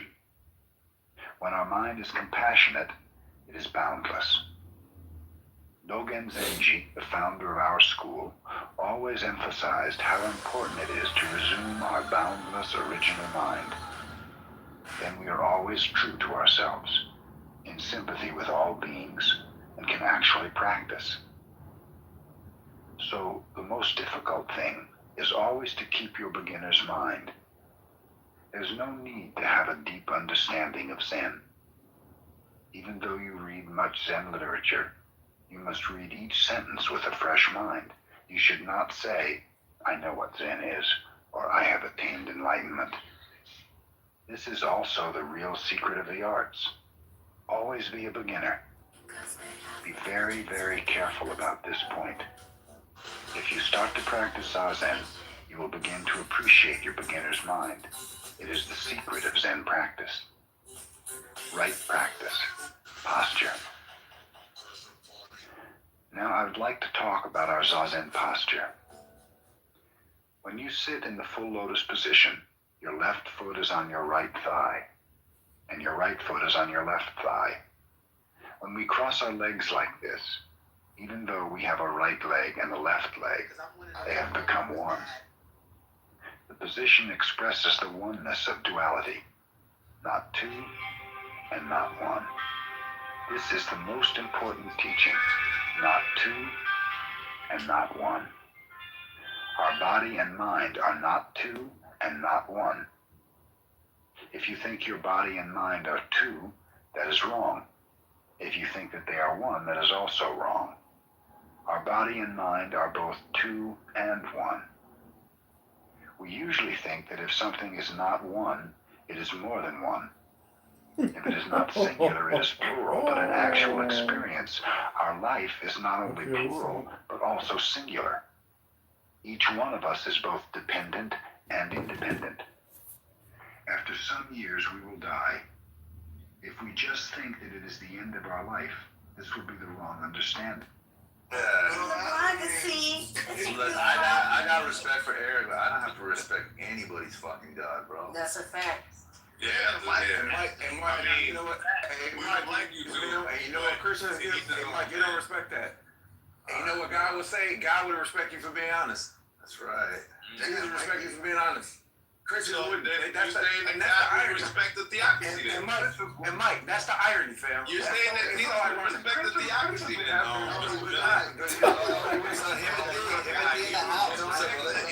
But he wouldn't respect the theocracy. Hold on. Y'all don't think God got a sense of humor? He does. Me in a lot. Reality. That's fine. Let's just admit that point. Okay? Once we have some kind of hard evidence, measurable, something that we can perceive. But this is the thing, Andre. I was not trying to have a discussion with him about the existence of God. I was trying to have a conversation with him in the method to approach the question of God. Yes, and so that's what I can agree with him that there is no evidence, nothing that you can prove that God exists. I'm fine with it. I'm not trying to convince. And we've been sharing it. It's unfortunately that there's a lot of people that are not on this app. This reality. And for those that have been on this app, we like prophets at this point. The way we've been sharing the information and telling people what it is, and now we're here. And this is why I tell people collective. Listen, I like that lesson. I like that lesson. Hold on, Muti. Assalamu alaikum. Assalamu alaikum, Muti.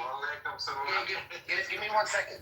So, Smiler, why can't you understand that as being a lesson? Like, don't bite the hand that feeds you. Like, those things can be forgiven. Why is this such a big deal? Like, Well, I don't know. It's a big deal. I'm not saying it's a big deal. The thing is, I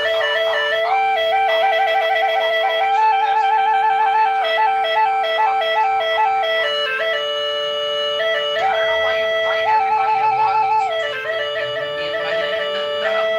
once. Didn't invite him. Okay, hold on a second. Hold on. I can't put him down. Yeah, Allahu Akbar!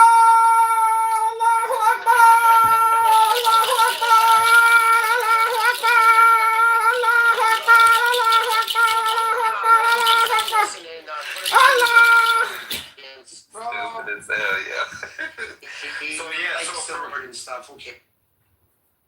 So my newer thing, I guess, is I'm really trying to hold the feet to the fire to where these things are coming from, because at least when I've searched Hi, Nura Bandura, aka Scarface.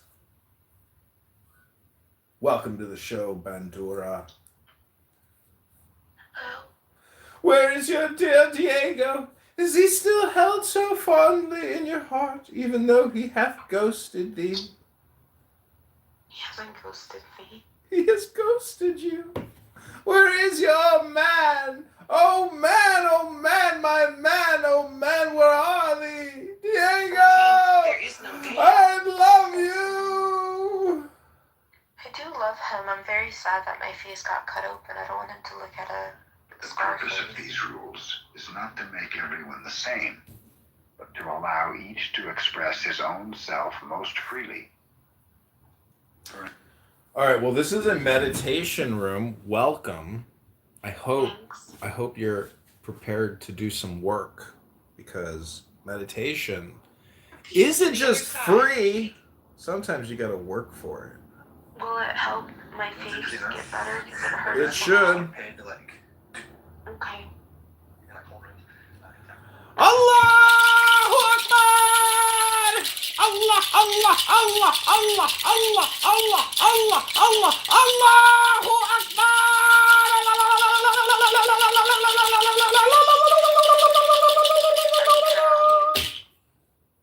Akbar. Bismillah.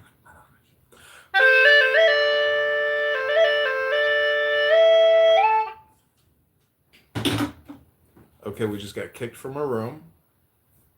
I saw the Quran room. First, you don't give a fuck. I want to run through everybody. You got. Sorry, we haven't gotten to the meditation course yet. This is just a warm up. You know, my face is still numb and I can't feel it. Interesting. Like if I scratch like my face, I can't feel my nails there. Mm-hmm. Yeah, it'll come back. It just takes time. I don't know. It's been over a month. It could take 3 months. I hurt my knee once. It took me like a fucking year for the knee to feel normal again. Yeah. Do you have any meditation where I can go back in time? We can check. I think we just finished love. Oh, suffering might be right up your alley. Yeah. It would have been better if it like severed my jugular vein. Ouch. Well, see, this is where this experience can bring you closer to joy, aka God. And you wouldn't say things like that because you'd be happy, Nora. You wouldn't be depressed. That's a depressed statement you just made. So I hope to turn it around for you. Plus, maybe you'll get to talk to my mom later. Or this whole week. Because Mama coming home. Mommy's home! Nice. Are you renting one of your rooms? No, she's going to stay in one of the rooms, yeah. And I was going to ask for me. Huh? I was asking for myself. No, you can't rent one of my rooms, unfortunately. Oh. You probably don't have enough money. I don't. Call Daddy Diego. If Diego pays for it, sure, you can come on by.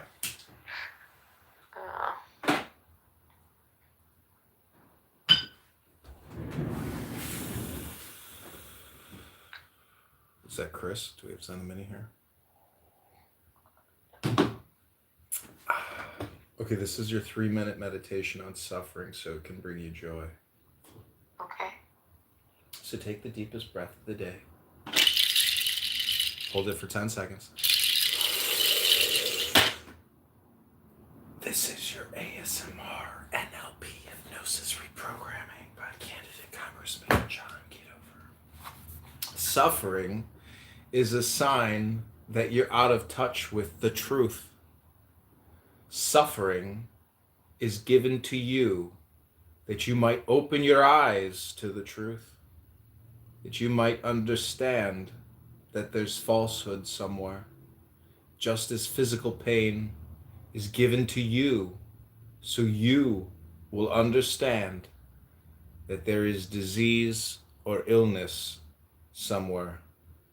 Suffering points out that there is falsehood somewhere. Suffering occurs when you clash with reality, when your illusions clash with reality, when your falsehoods clash with the truth. Then you have suffering. Otherwise, there is no suffering.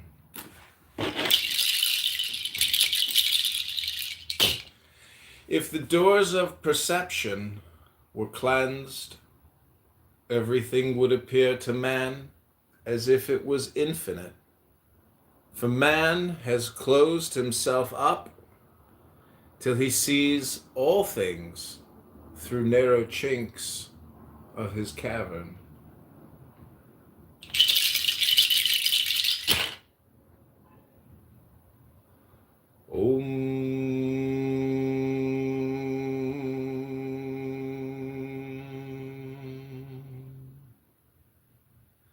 If peace comes from seeing the whole, then misery stems from a loss of perspective.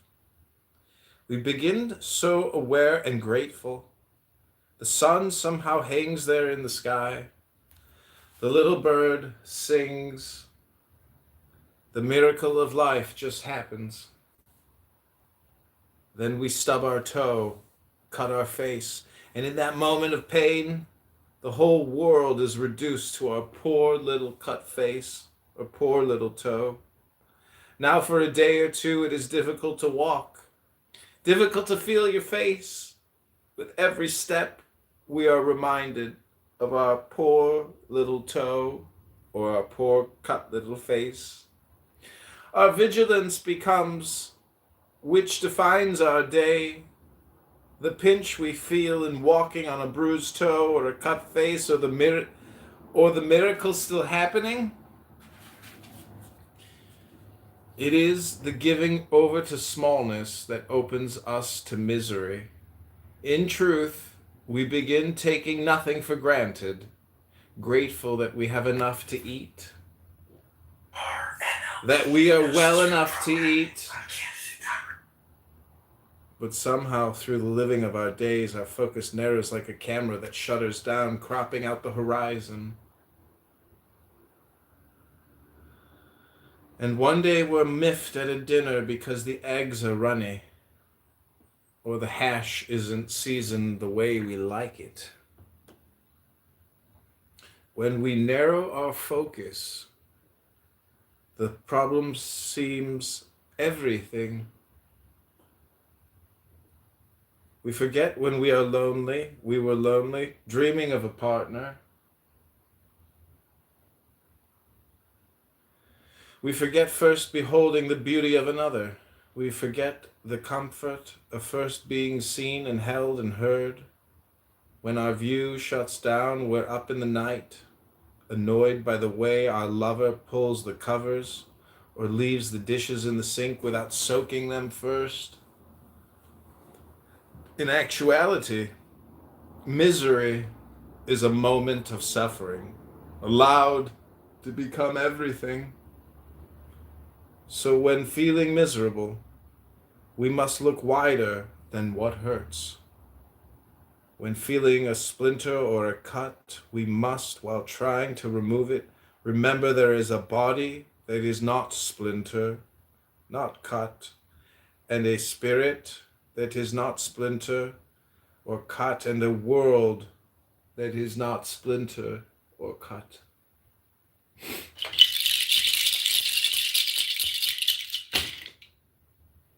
That's pretty good therapy. I'll send you a bill in the mail for $1,000. Oh, thank you. Before you embark on a journey of revenge, Nora, dig 2 graves. Ooh, I'll send you another bill for $1,000 for that one. That was a good one.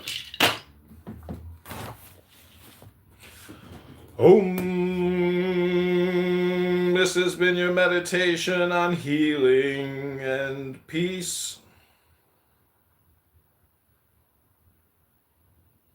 This should have solved your suffering, Nora. What do you think? What did I say to you? Can you repeat back to me what I said? Tell me what you think it meant. Look at the big picture. Don't cut out the horizon at the sun. See all of it.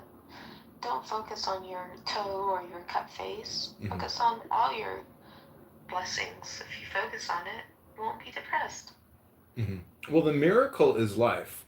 The chances of you breathing and talking and being are 1 in trillions, quadrillions, sextillions, gazillions, you know? So though your face may be cut and that's all you can think about, there's a whole world of awareness beyond your suffering that you should try to, think about and live in and be. Otherwise, it wasn't just the cut to your face, it was a cut to your soul. But your soul is unblemished, unharmed, radiant, beautiful, powerful. Focus on that. or just know that it's there in the background.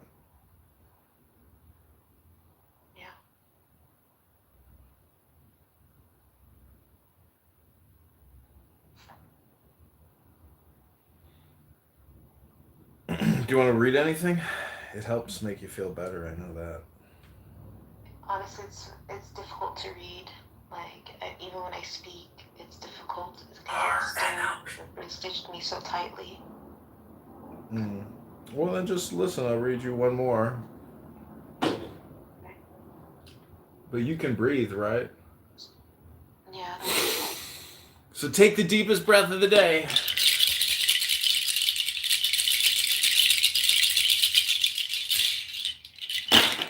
That's my magic shaman, Peruvian seed noisemaker. Not to be able to stop thinking is a dreadful affliction. But we don't realize this because almost everybody is suffering from it. So it is considered normal. This incessant mental noise prevents you from finding that realm of inner stillness that is inseparable from being. Om. The tragedy of an attachment is that if its object is not attained, it causes unhappiness.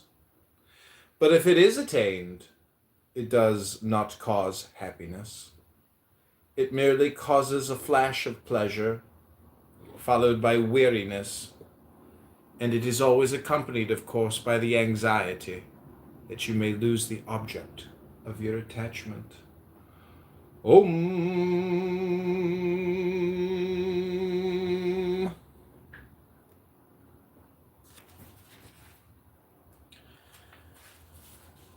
The death of the body, mind, is only the ending of the illusion of a journey in time. The awakening to unconditional love is immediate. We are enveloped in our original nature, regardless of anything that apparently happened. When the body, mind, is dropped, there is no intermediary process of preparation or purification. How can there be? Who was there? All ideas of a personal afterlife or reincarnation are merely the mind wishing to preserve the illusion of its continuity. The story is over. The divine novel has been written, and regardless of how the mind might judge, not one iota could have been different. The scenery evaporates, and the characters have left the stage. Their apparent existence begins and ends with the dream that has been played out. For we are the ocean and the waves, the darkness and the light. Om, many have died, you also will die. The drum of death is being beaten. The world has fallen in love with a dream. Only sayings of the wise will remain. Om, the reason why everyone wants to avoid death is because eternity is our real nature. Death is not to be feared because it is an enjoyable and happy occasion, and it only hurts one who has anger, greed, attraction, and aversion. Death only comes to an active mind. Even the gods must face death. All die, but there is no grief, because the indweller lives. Death is only the five elements returning to themselves. Om. The essence of wave, ocean, and raindrop is still water. Nothing can be lost. When a raindrop touches the ocean, it becomes the ocean. So do not fear death, for nothing can ever be lost, and nothing can ever be gained. Death only takes those who have become something. Death only takes the body, the dress. Death is a foolish notion. Om. Look deeply into the idea that you are a separate entity, navigating as best you can, treading safely or adventurously to your eventual demise. Consider the possibility who you really are has never been a limited, finite being with a certain lifespan, here to live for a while, only to die. Om. Death is a stripping away of all that is not you. The secret of life is to die before you die, and find that there is no death. Om.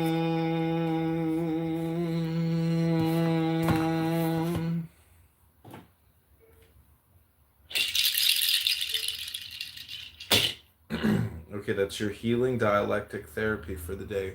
How do you feel? Thanks for fixing me. Appreciate it. You have been fixed. Now live in peace all the rest of the years of your life.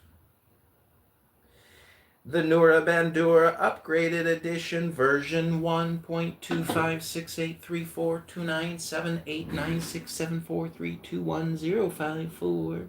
Congratulations, upgraded Nora. You have been healed and fixed of all your blemishes. Om. Can I get an om? Om is the sound of all sounds. Om is the sound of the universe. Om. Om is the sound of creation.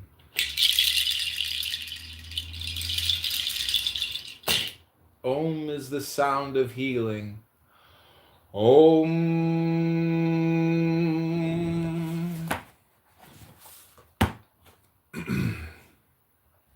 For certain is death for the born, and certain is birth for the dead. Therefore, over the inevitable, thou shouldst not grieve. Om. When this life force leaves the body, it will not seek permission from anything. It came spontaneously and will leave spontaneously. That is all that happens in what is called death. Death is the culmination of the experience I am. After the termination of the I amness, there is no experience of knowingness or not knowingness. What did you know prior to your birth? Similarly, after death, this instrument is missing. Without the body, there is no experience. Eternity has no birth and no death, but a temporary state has a beginning and an end. Even when the consciousness goes, you prevail. You always are, as the absolute, as the consciousness. You are everything that comes into manifestation. Whatever is you. But when you fully understand the knowledge, I am, and all its manifestations, then you will understand that truth. Then you will understand that in truth, you are not that. You are the unlimited, which is not susceptible to the senses. Om. By limiting yourself to the body, you have closed yourself to the unlimited potential which you really are. Treat the body like a visitor or a guest, which has come and will go. You must know your position as a host very clearly while it is still here. And while it is here, you must also know what your position will be after it leaves. In spirituality, there is no question of doing, only observing and understanding. But if you try to understand spirituality through various concepts like birth and rebirth, you will get caught up in them in a vicious cycle. And once you are caught up in them, you are bound to have them. Out of concepts, the forms are created. Right now. Think of that last moment when the body will go. At that time, with what identity you're going to quit.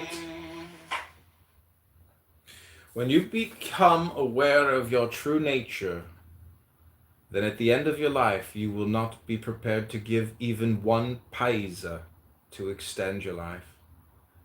You will have lost all love for this manifested world, and you will not want even this consciousness for 5 minutes more.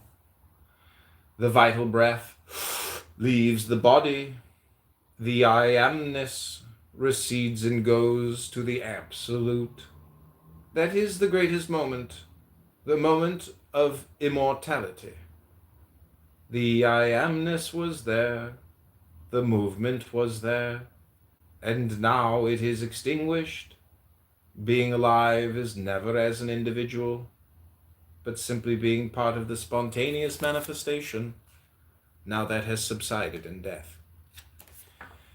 The ignorant one will struggle and get frightened at the moment of death. Most reluctantly, he will give up the consciousness to a concept he has come to call time. But the Janani gives up the beingness to his own true nature. For him, it is the happiest of moments. Om.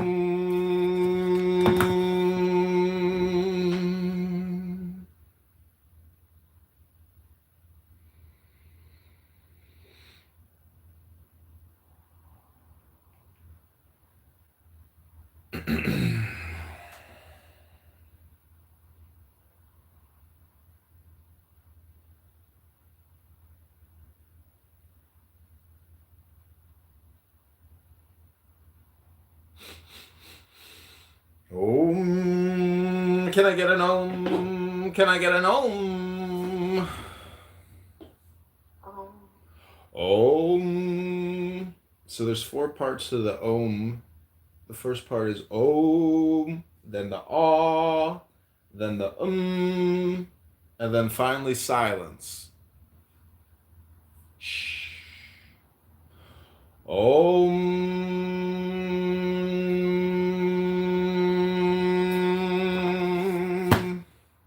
Whatever you want your death to be, let first your life be exactly the same, because death is not separate from life. Death is not an end to this life, but only a change. Life continues, has continued, will always continue. But forms become useless, old, more a burden than a joy. Then it is better to give life a new, fresh form. Death is a blessing, it is not a curse. Om. Suppressing the fear of death makes it all the stronger. The point is only to know, beyond any shadow of doubt, that I and all other things now present will vanish, until this knowledge compels you to release them, to know it now as surely as if you had just fallen off the rim of the Grand Canyon. Om. Indeed, you were kicked off the edge of a precipice when you were born, and it is no help to cling to the rocks falling with you. If you are afraid of death, be afraid. The point is to get with it, to let it take over fear, ghosts, pains, transience, dissolution, and all. And then comes the hitherto unbelievable surprise. You don't die because you were never born. You had just forgotten who you are. Om. Death the last sleep?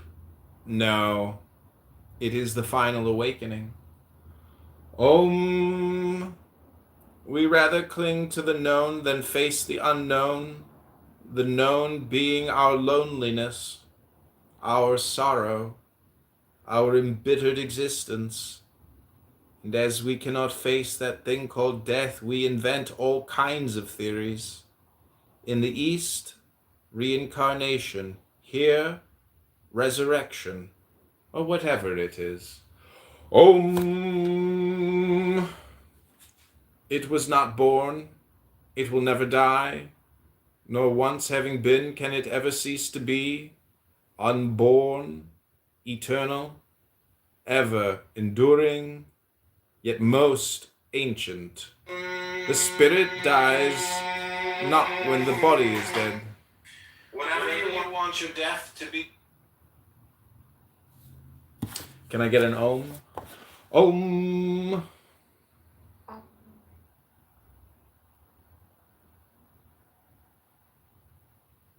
This is your enlightenment, Nora. This is, at this moment right now, you've lived your whole life up until this moment to just hear these words of meditation. Truthful words, unlike all the bullshit you've ever heard on this fucking app full of bullshit people.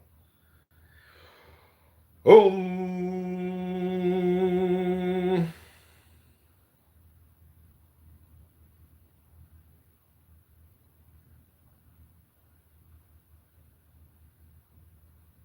Okay, we're almost finished with this meditation. Congratulations, it took you all of eternity to get here, Nora. You're always late to the party. Yeah.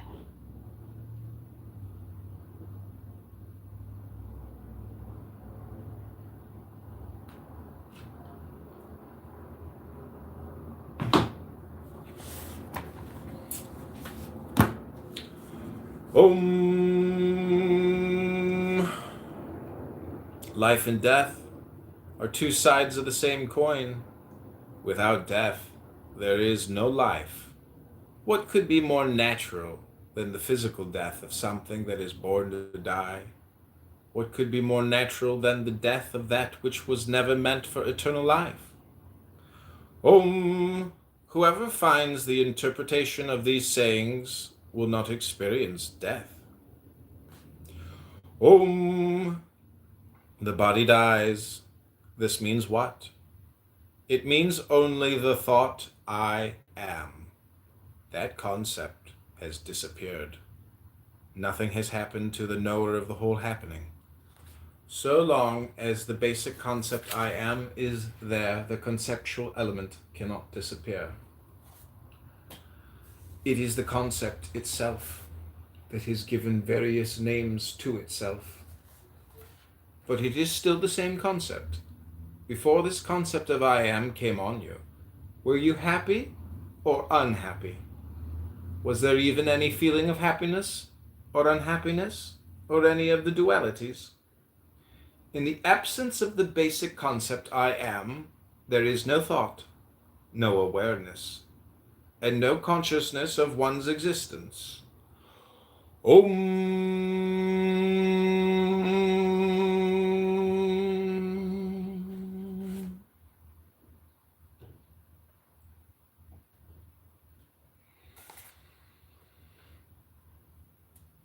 It sometimes happens that one who is on a spiritual path, or even who has not yet begun consciously seeking, has a glimpse of realization during which for a brief eternity he experiences absolute certainty of his divine, immutable, universal self. Such an experience came to the Maharishi when he was a lad of 16. He himself has described it. It was about 6 weeks before I left Madurai for good that the great change in my life took place. It was quite sudden. I was sitting alone in a room on the first floor of my uncle's house. I seldom had any sickness, and on that day there was nothing wrong with my health, but a sudden violent fear of death overtook me. There was nothing in my state of health to account for it, and I did not try to account for it or to find out whether there was any reason for the fear. I just felt I am going to die, began thinking what to do about it. It did not occur to me to consult a doctor, or my elders or friends. I felt that I had to solve the problem myself, there and then. The shock of the fear of death drove my mind inwards, and I said to myself mentally, without actually framing the words, "Now death has come. What does it mean? What is that? What is it that is dying? The body dies." And I at once dramatized the occurrence of death. I lay with my limbs stretched out stiff, as though rigor mortis had set in, and imitated a corpse so as to give greater reality to the inquiry. I held my breath, kept my lips tightly closed so that no sound could escape, so that neither the word "I" nor any other word could be uttered. Well then, I said to myself, this body is dead. It will be carried stiff to the burning ground, and there burnt and reduced to ashes. What with the death of this body am I dead? Is the body I? Is it silent and inert, but I feel the full force of my personality and even the voice of the I within me, apart from it? It is the concept itself. So I am spirit, transcending the body. The body dies, but the spirit that transcends it cannot be touched by death. That means I am the deathless spirit. All this was not dull thought. It flashed through me vividly as living truth.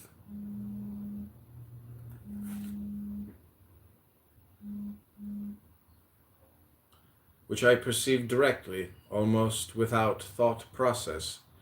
I was something very real. The only thing real about my present state and all the conscious activity connected with my body was centered on that I. From that moment onwards, the I, or self, focused attention on itself by a powerful fascination. Fear of death had vanished once and for all. Absorption in the self continued unbroken from that time on.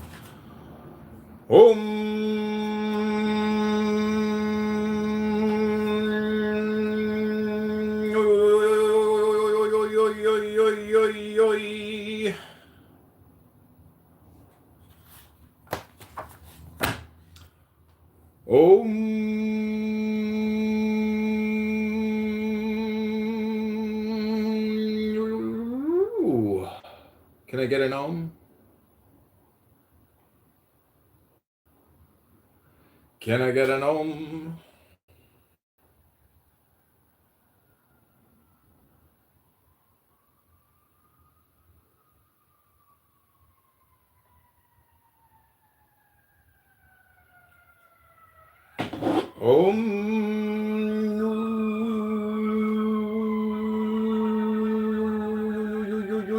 Numb with the lonely lust of devildom. Or famine, or nakedness, or peril, the golden fetter, all devourer, all begetter, giving me the sign of the open eye, and the token erect of thorny thigh, and the word of madness and mystery.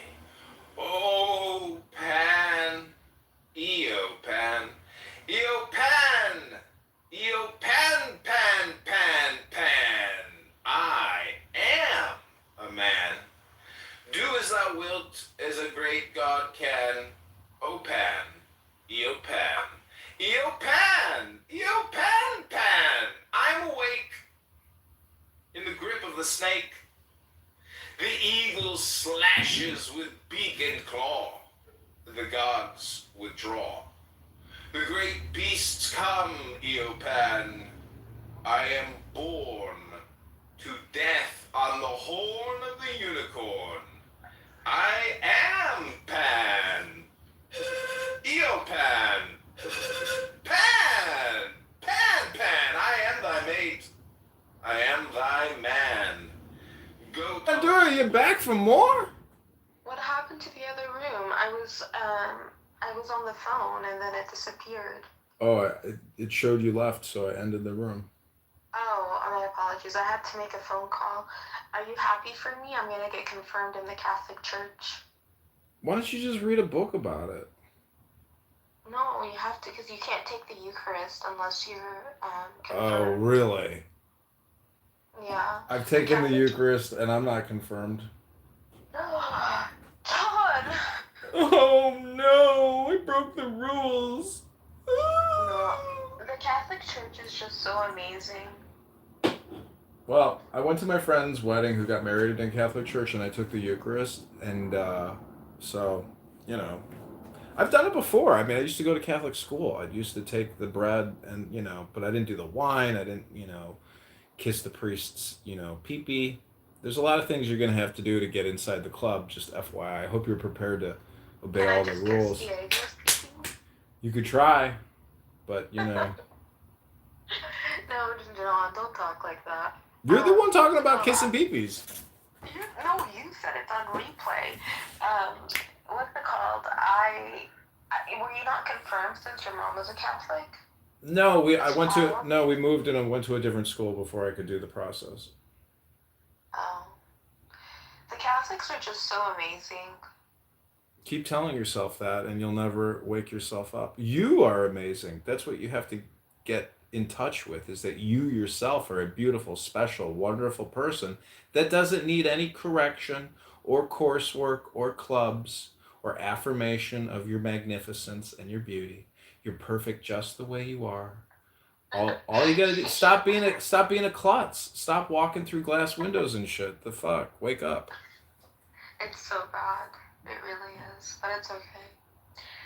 Diego said he would prefer me with the line on my face than the elevator girl.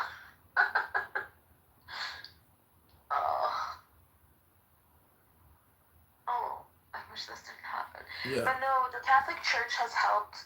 Like when I was in California for about a month. Well, you know, you said you can't read a book, but yet you sure as hell can talk a lot about the Catholic Church. So I'm beginning to think that you might be full of shit. No, I can read. It just hurts. It doesn't hurt. It's just tight. Because it's numb, but it's tight. And How tight is it?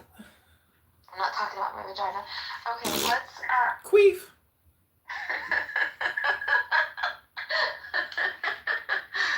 Stop. Okay, let's read something. Okay, let me see what book... You know what I have all around me? Stuff about Islam.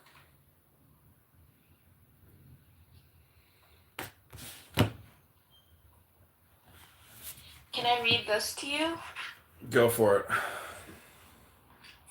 You ready?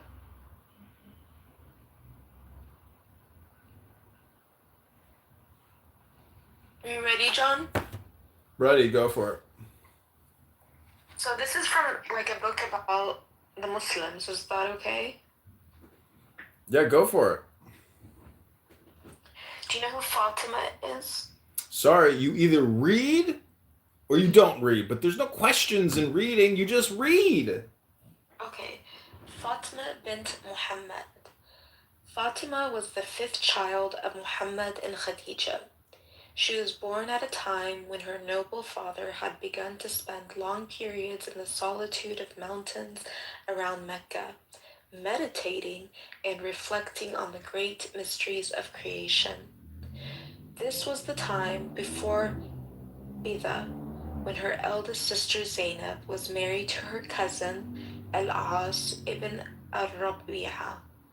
Then followed the marriage of her 2 other sisters, Ruqayya and Kulthum, to the sons of Abu Lahab, a paternal uncle to the Prophet.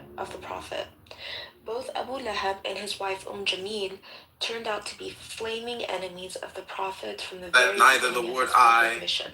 nor any other word could be uttered. Well then, I said to myself, this body is dead. It will be carried stiff to the burning ground and there burnt and reduced to ashes. What with the death of this body am I dead? Is the body I? Is it silent and inert, but I feel the full force of my personality and even the voice of the I within me, apart from it? It is the concept itself. So I am spirit. I am. That concept has disappeared. Nothing has happened to the knower of the whole, more a burden than a joy spontaneously, as it is an enjoyable and happy occasion from it.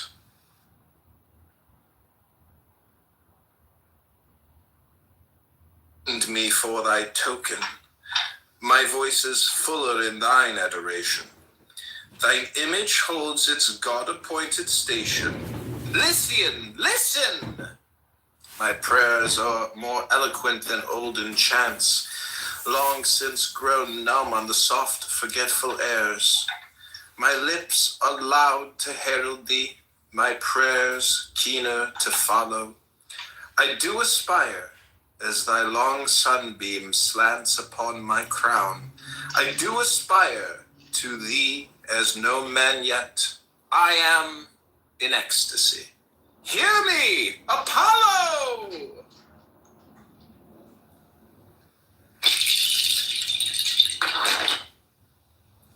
And me for thy token, my voice is fuller in thine adoration. Thine image holds its God-appointed station. Lycian, listen! My prayers are more eloquent than olden chants, long since grown numb on the soft, forgetful airs. My lips are loud to herald thee, my prayers keener to follow. I do aspire, as thy long sunbeam slants upon my crown. I do aspire to thee as no man yet. I am in ecstasy. Hear me, Apollo!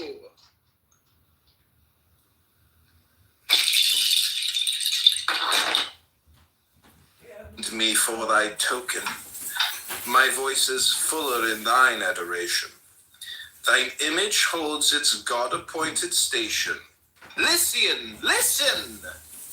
My prayers are more eloquent than olden chants, long since grown numb on the soft, forgetful airs.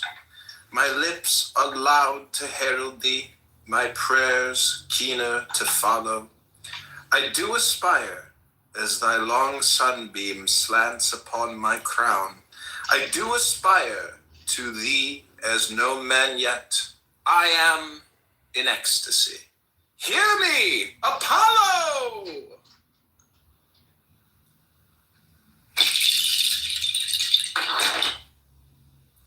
And me for thy token, my voice is fuller in thine adoration. Thine image holds its God-appointed station. Lycian, listen! My prayers are more eloquent than olden chants, long since grown numb on the soft, forgetful airs.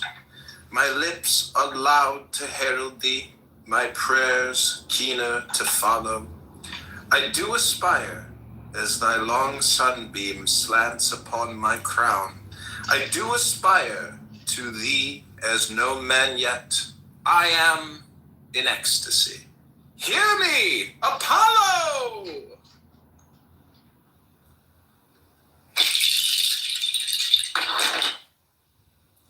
And me for thy token, my voice is fuller in thine adoration. Thine image holds its God-appointed station. Lycian, listen! My prayers are more eloquent than olden chants, long since grown numb on the soft, forgetful airs.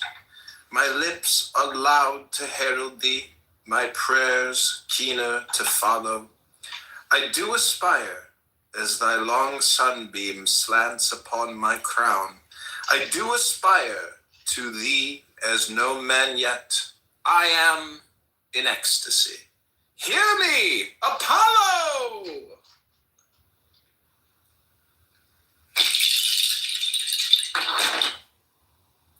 And me for thy token, my voice is fuller in thine adoration. Thine image holds its God-appointed station. Lycian, listen! My prayers are more eloquent than olden chants, long since grown numb on the soft, forgetful airs. My lips are loud to herald thee, my prayers keener to follow. I do aspire, as thy long sunbeam slants upon my crown. I do aspire to thee as no man yet. I am in ecstasy. Hear me, Apollo!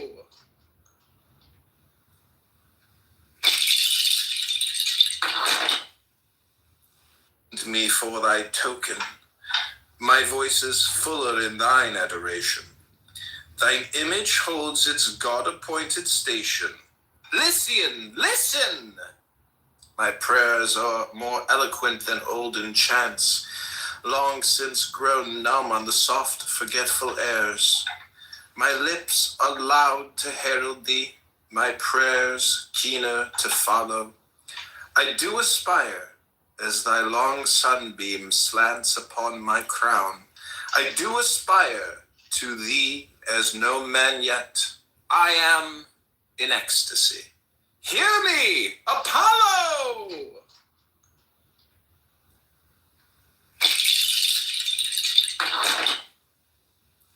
To me for thy token, my voice is fuller in thine adoration. Thine image holds its God-appointed station. Lycian, listen! My prayers are more eloquent than olden chants, long since grown numb on the soft, forgetful airs. My lips are loud to herald thee, my prayers keener to follow. I do aspire, as thy long sunbeam slants upon my crown. I do aspire to thee as no man yet. I am in ecstasy. Hear me, Apollo!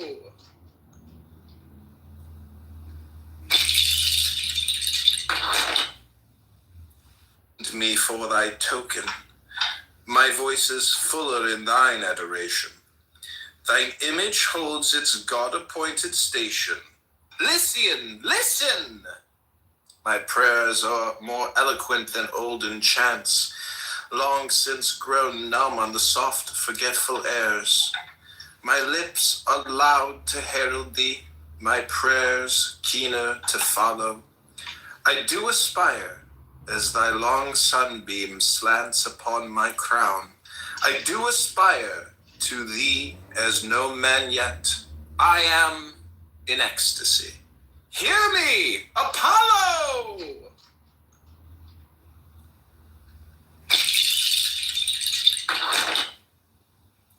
To me for thy token, my voice is fuller in thine adoration. Thine image holds its God-appointed station. Lycian, listen! My prayers are more eloquent than olden chants, long since grown numb on the soft, forgetful airs. My lips are loud to herald thee, my prayers keener to follow. I do aspire, as thy long sunbeam slants upon my crown. I do aspire to thee as no man yet. I am in ecstasy. Hear me, Apollo!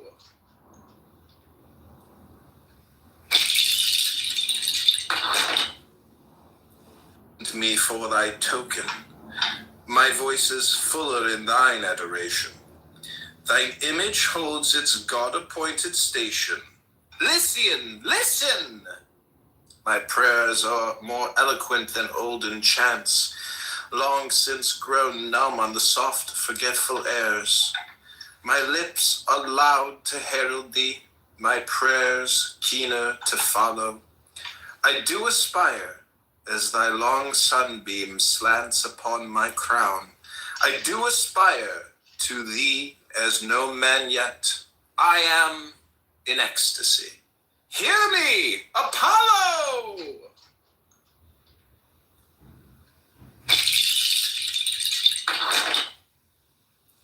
To me for thy token, my voice is fuller in thine adoration. Thine image holds its God-appointed station. Lycian, listen! My prayers are more eloquent than olden chants, long since grown numb on the soft, forgetful airs. My lips are loud to herald thee, my prayers keener to follow. I do aspire, as thy long sunbeam slants upon my crown. I do aspire to thee as no man yet. I am in ecstasy. Hear me, Apollo!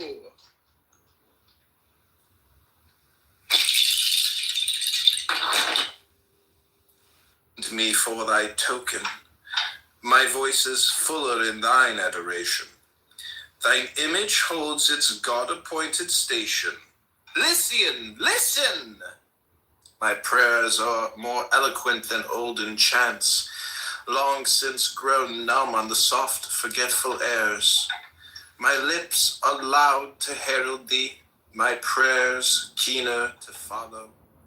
I do aspire, as thy long sunbeam slants upon my crown.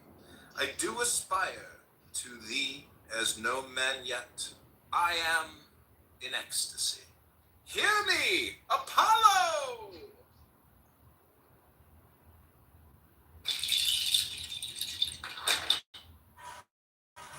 To me for thy token, my voice is fuller in thine adoration.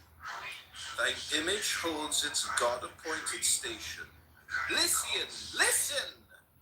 My prayers are more eloquent than olden chants, long since grown numb on the soft, forgetful airs. My lips are loud to herald thee, my prayers keener to follow. I do aspire, as thy long sunbeam slants upon my crown. I do aspire to thee as no man yet. I am in ecstasy. Hear me, Apollo!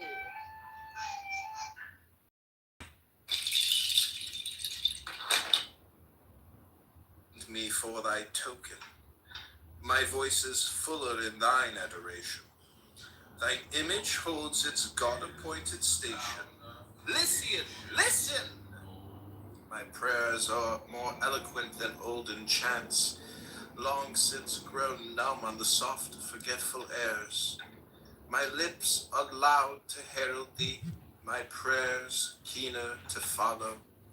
I do aspire, as thy long sunbeam slants upon my crown. I do aspire to thee as no man yet. I am in ecstasy. Hear me, Apollo!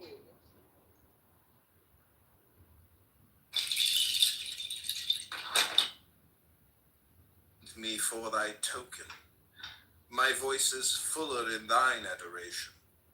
Thine image holds its God-appointed station. Listen! My prayers are more eloquent than olden chants, long since grown numb on the soft, forgetful airs. My lips are loud to herald thee, my prayers keener to follow. I do aspire, as thy long sunbeam slants upon my crown. I do aspire to thee as no man yet. I am in ecstasy. Hear me, Apollo!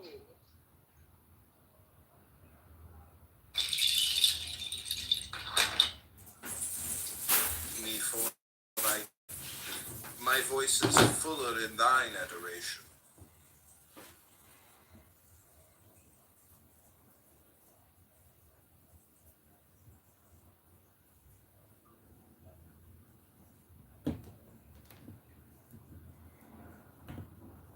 Lovely reading, Nora. Just simply lovely. Absolutely lovely. Beautiful. Wonderful. You didn't hear any of it. That's acapella. Yeah, but you feel better now that you read, right? No, it was making my lips more numb. Tingling.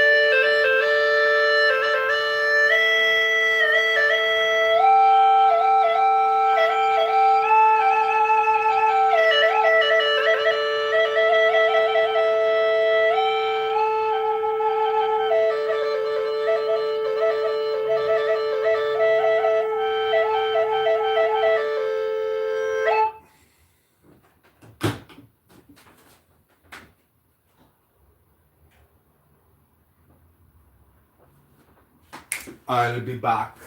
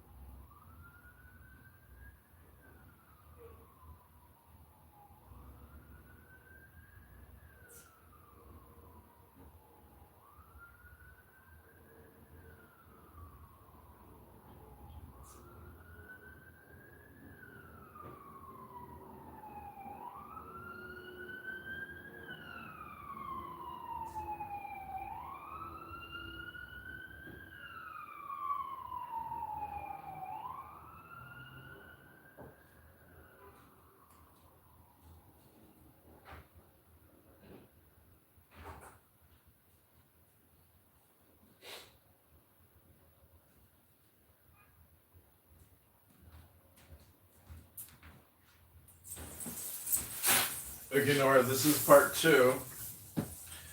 I'm almost finished reading this book. Well, maybe I'm not really finished, but we're close. I skipped like the first 2 chapters or something. But this is the last chapter.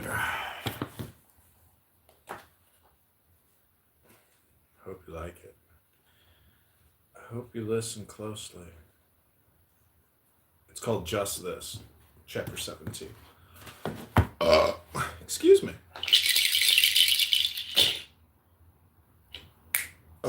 Excuse me.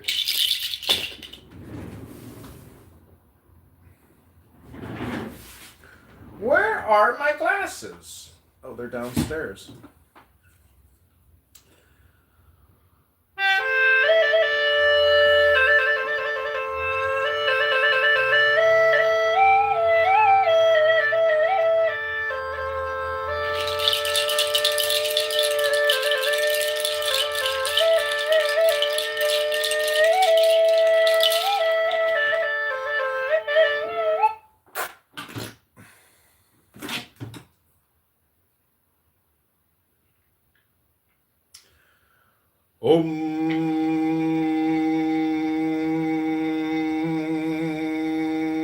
Is the sound of the universe.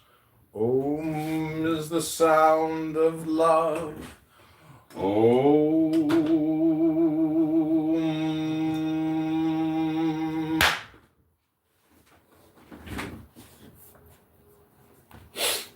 Okay, this is called Just This. Om.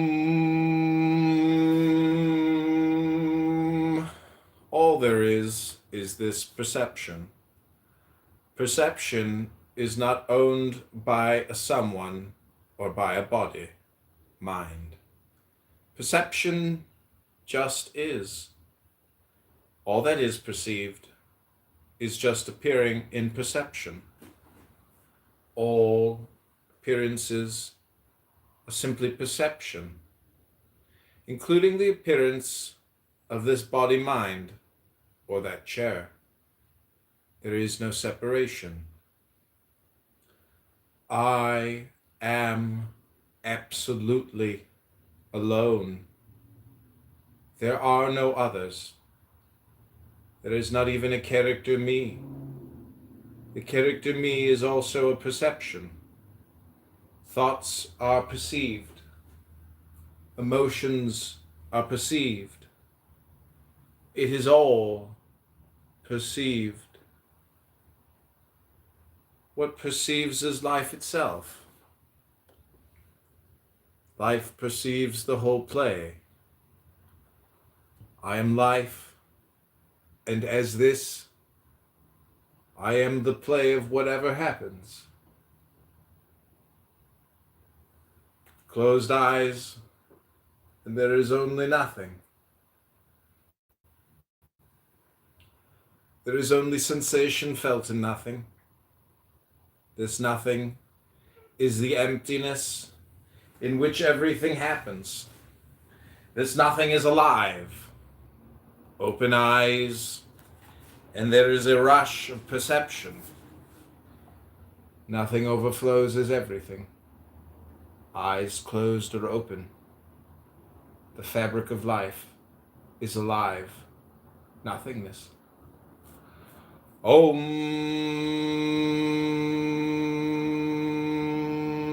So close, you can't see it.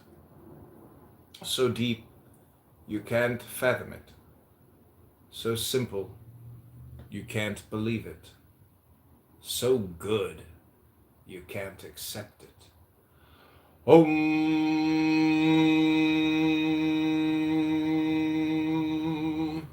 Since every wave in the ocean is made of the ocean itself, since it has the same substance as the ocean, pushing away a wave of yourself, a thought, a sensation, a feeling, a sound, numbing yourself to it, rejecting it, denying it, trying to escape it, is equivalent to pushing away the entire essence of the ocean. All there is perception. Perception.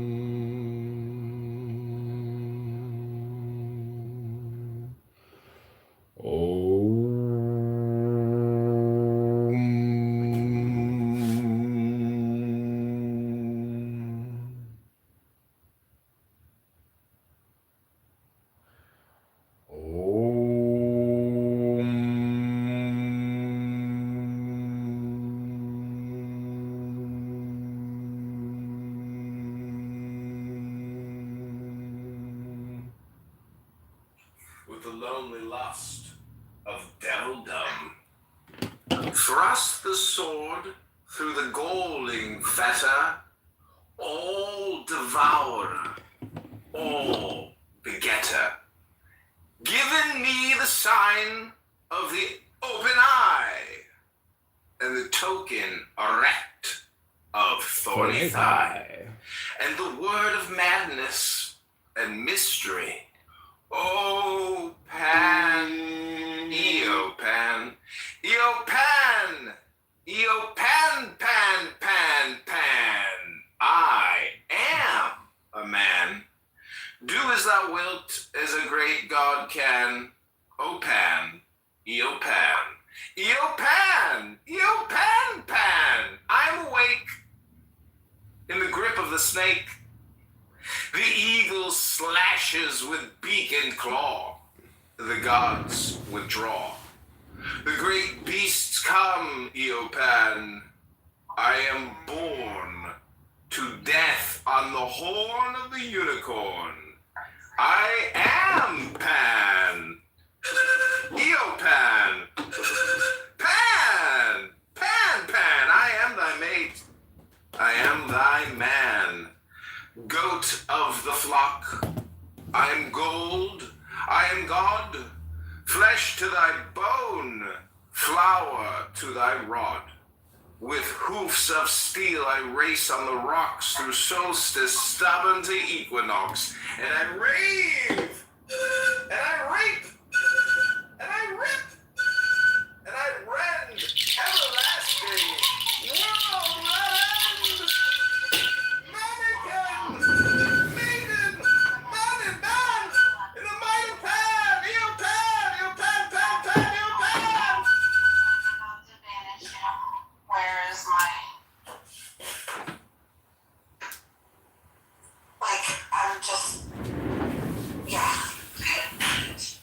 We got it in there. Okay, this is part 2. or part 4, however depending you look at it. Om.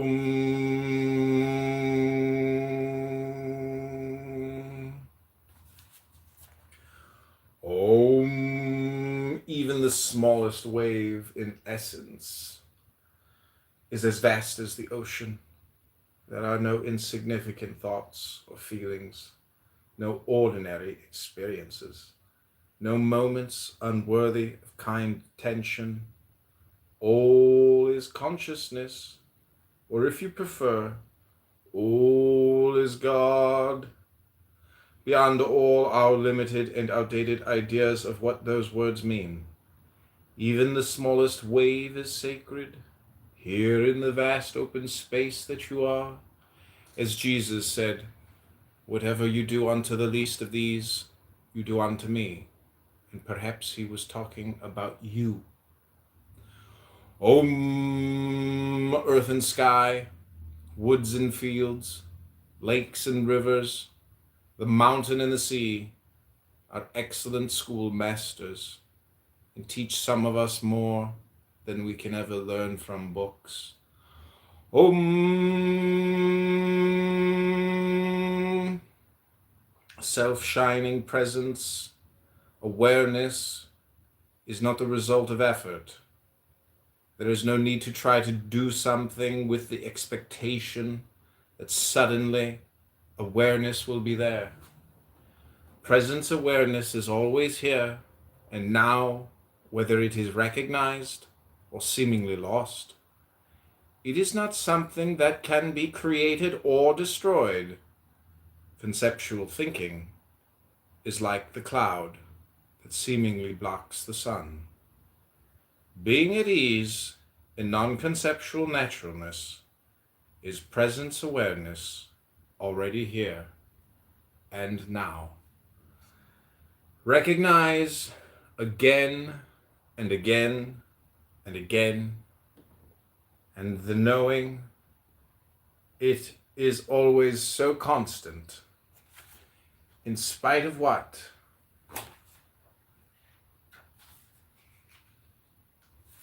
Appears and disappears. Self-knowing, self-shining, just this, nothing else. Om. You do not have to wait for grace to take place. It has already taken place and is taking place in you. You have been given an interest in your true nature. That is the most valuable thing you could have been given. That is grace.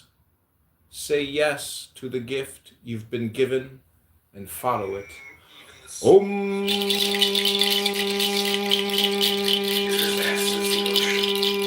There are no insignificant thoughts or feelings, no ordinary experiences, no moments unworthy.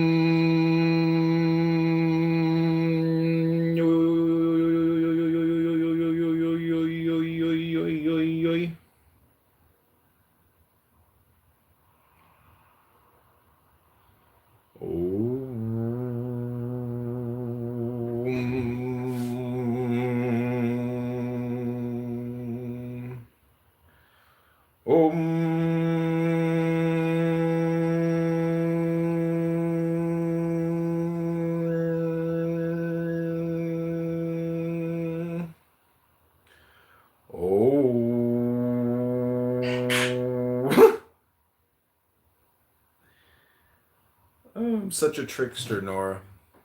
I'm pretty funny if you ask me.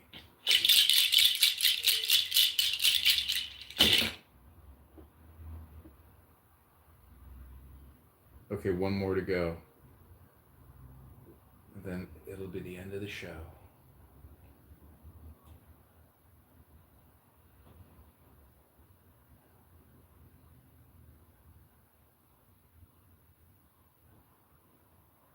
Maybe two more if you're lucky.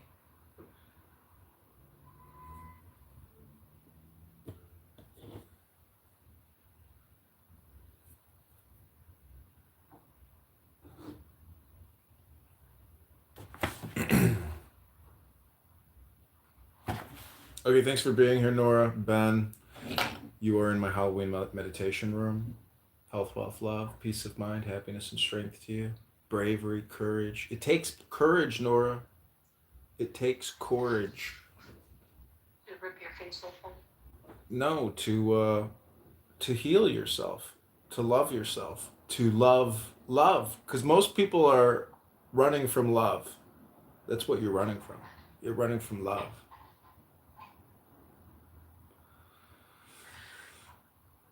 The love of the beloved.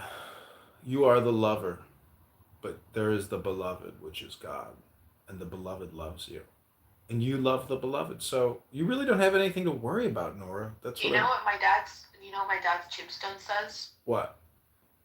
Our beloved. Beloved, you got the beloved on there. Yeah.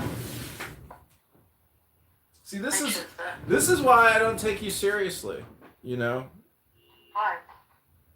Because you don't have any problems. You just come on here and do the woe is me, and you do. No, I don't have any problems with it. Just I'm very self-conscious about my face now. It sucks.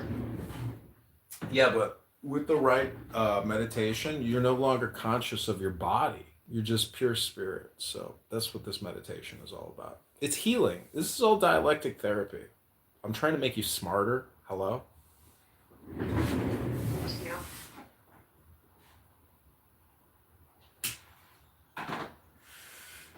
Real friends share intelligence. You know? This is why the USA and Israel are real friends, because they share intelligence. But, you know, I'm trying to show you intelligence. I'm a teacher. You are the student. And God is the master. Okay, So who do you believe God is? Huh? Who do you believe God is? The number one. O-N-E. Oni. That's the real name of God. Oni. Why Oni?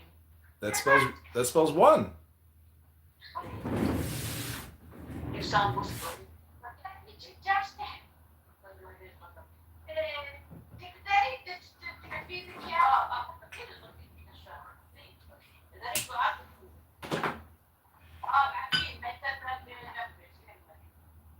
بس أوعيه في النشافة تمام.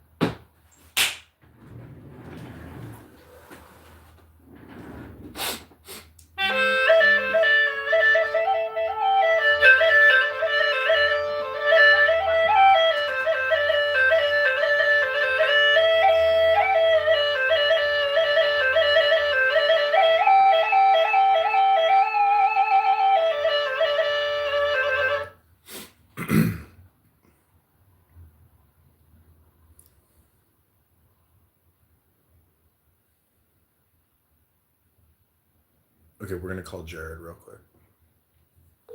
She wants to use the real world as like Clubhouse, and after a while, Get her on Clubhouse. I'm going to every morning. I'm gonna get her ass on here talking and yelling at people and drinking coffee. Don't let her yell at me. Tell her this is like a girl who may have mental problems who also has an accident on her face now. Yeah, well, I mean, you can tell my mom anything you want, and she's gonna sit there and say, You know, John, I don't want to do this. I don't want to fucking talk to these retards and waste my morning when I could be enjoying my life peacefully. Your dad and your parents not married? No, my dad is remarried. Oh, did he marry a Jewish woman? Yep. Wow. How That's, long were your mom and dad together? I don't know, a decade maybe. I'm not sure exactly. So you have Jewish siblings, right? Yeah, my sister converted, and I have cousins and uncles and aunts that are No, Jewish. your mom and your dad and your mom. Your dad and your stepmom, I mean. Like, since she's Jewish, wouldn't they just be automatically Jewish? No, he doesn't have kids with her. Oh, okay. No, they're both divorcees. They're older. My dad's turning 80. Nice. Wow. Yep. I hope he has 25 more years. That would be a miracle.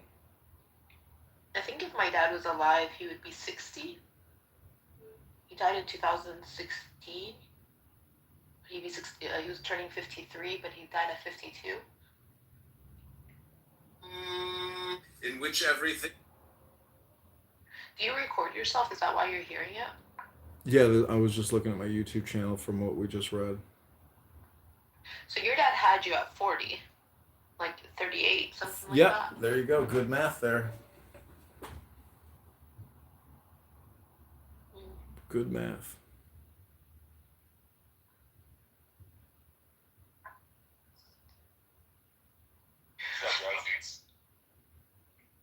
Have y'all ever had tomatoes with Spanish cheese and green onions and olive oil and salt?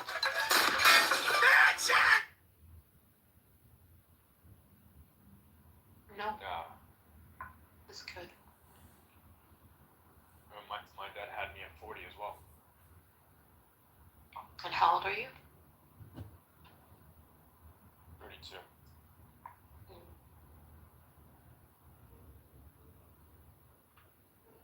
Do you guys have kids? No. No, they killed our ovaries and our testicles. His testicles, my ovaries. You mean like economically? No, they injected us with like stuff to destroy us. Your uterus has been determined to be undesirable. What uterus? Have unprotected sex.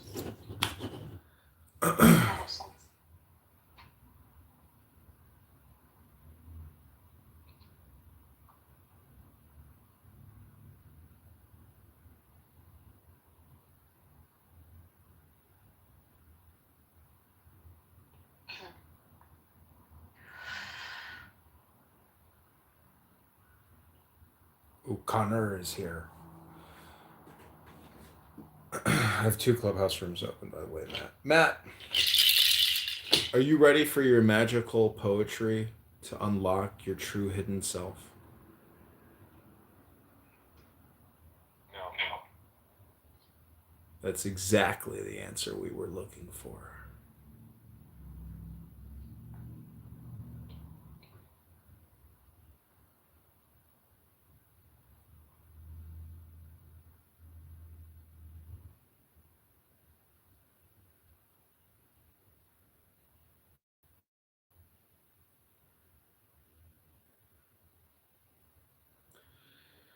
Trick or treat. Trick or treat. Hello? We're here. Sometimes I feel like I'm a parrot or something. I think I'm funny. That's all I'm saying. Has your mom been on Clubhouse before? No. But one time prior to Clubhouse, I was using this website called Tiny Chat, and I knew a bunch of like internet people who were internet advertisers and publishers and spammers and probably online criminals. And I was doing a conference call in my mom's living room, and she was like outside the house listening to my conversation. And then she comes in the house and she was like, I heard all that shit you were talking with those fucking people on the internet. What the fuck are you doing talking to those fucking people? What a waste of fucking time. That's where you got the waste of time thing from. I was like, holy shit. I was like, my mom just fucking roasted me. I was like, damn. I was like, fuck. I was so embarrassed. It was so shameful. Then you started roasting all of us. This is Psychology 101. I mean, listen, this app has psychological proofs and psychological laws and psychological science, this app, you can really frame it and like structure it. If, Yeah.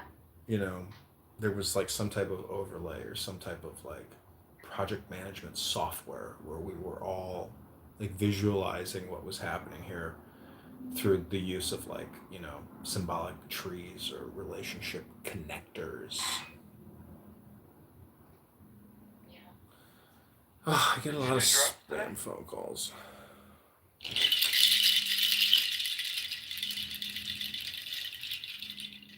Okay, so vampires are basically parasites, which are demons. Everybody hates bedbugs. Bedbugs are also horrific trolls that attack you in the middle of the night and bite you. Then you wake up and you're like, what was that? And then the next morning you see a bedbug bite and you're like, oh no, there's a bedbug in my bed. And then you get to the Halloween moment and you're like, trick or treat. Most people want a treat, but some people, 1 out of every 10, or every 10 times you ask, for the treat, a lot of people just end up doing the trick. What's the history of Halloween?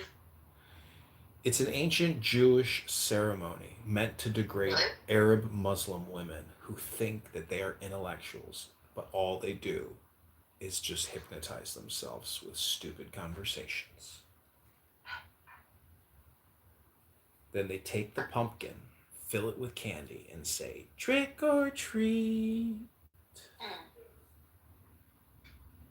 And then when you eat the candy, there's a fortune cookie. And the fortune cookie has a message that says, all communication is hypnosis.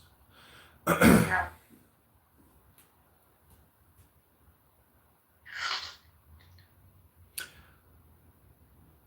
Or you could say that all communication is conversations that you've already had.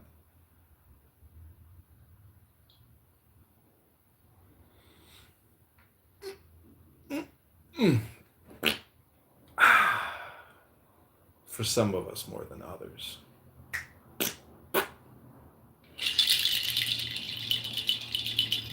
All communications are a near-death experience.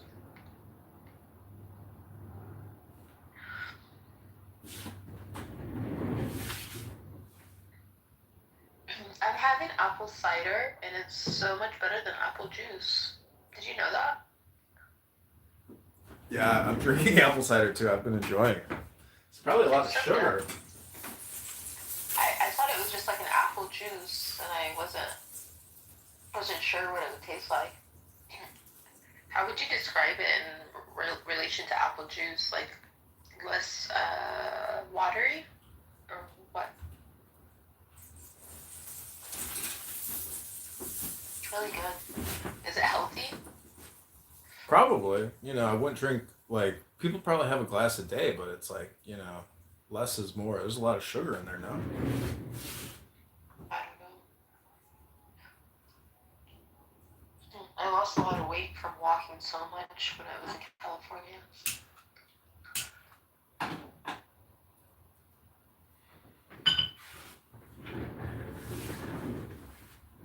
Did you see Diego when you were there? No, I don't. Well, I saw him once at a gas station. He wasn't much to look at. Okay, this is your final hypnosis. Ba-dum-bum. Here we go. We lost Matt. He's outie.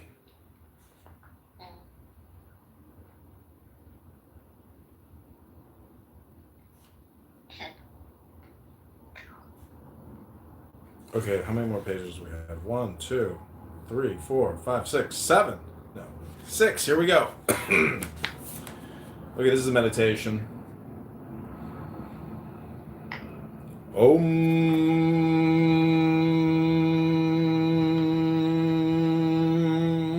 You do not have to wait for grace to take place. It has already taken place and is taking place in you. You have been given an interest in your true nature. That is the most valuable thing you could have been given. That is grace.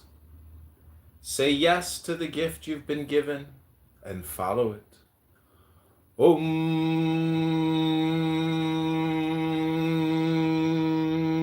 What are you doing over there? You okay?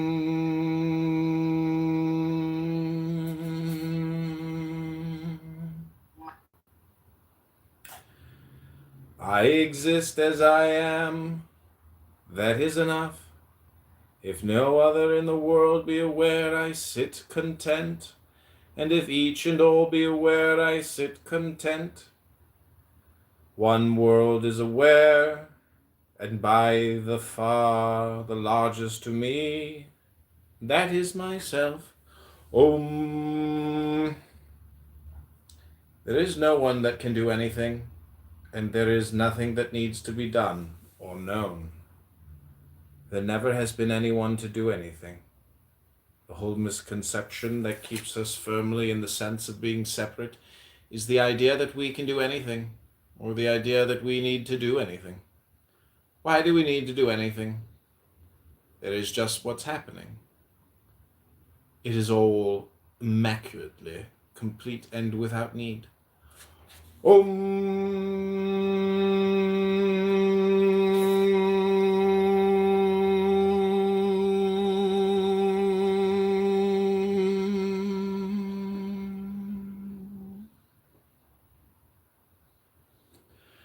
I am not speaking to any body.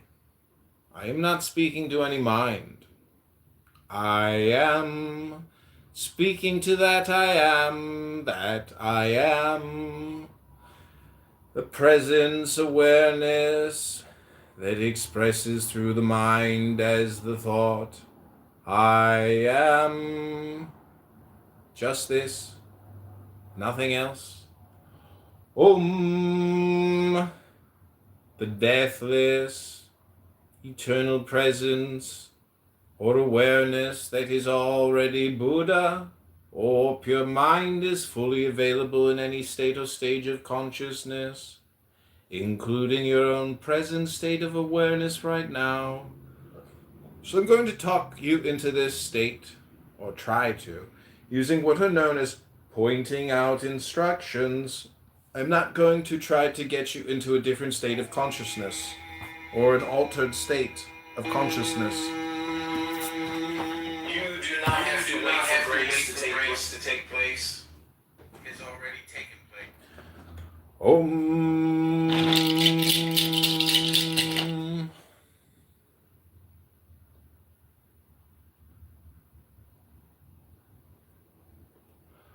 Om. Okay, that concludes my meditation. I hope you enjoyed it. How do you feel? Peaceful. Peaceful. Yep. Can I ask you a question? If your face got cut open, would you be okay? How would you feel? Literally, I'm not asking how would you, because of myself, I'm asking how would you take it? Would you just oh, there goes my face? Yeah, well, I would, I don't like I don't like pain, nobody does, but patience is a virtue, so when you deal with pain, you're dealing with time and patience and taking care of yourself and trying to heal that wound. Like when my aunt died, she had this she had this horrible cut on her leg, and I was so angry because I could tell she wasn't taking care of it, and I was very upset. I was because I didn't live with her, but when she came to my house and her leg was falling off, and I was like, wow, I couldn't believe it. I was like, you gotta take care of yourself. This is crazy. Get it?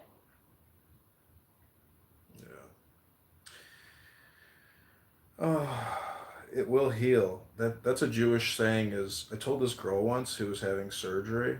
She was very nervous, and I said, "There's a Jewish expression that God heals all flesh and performs wondrous miracles." She was very happy when she heard that. Where did you get your Jewish education if you were in Catholic schools?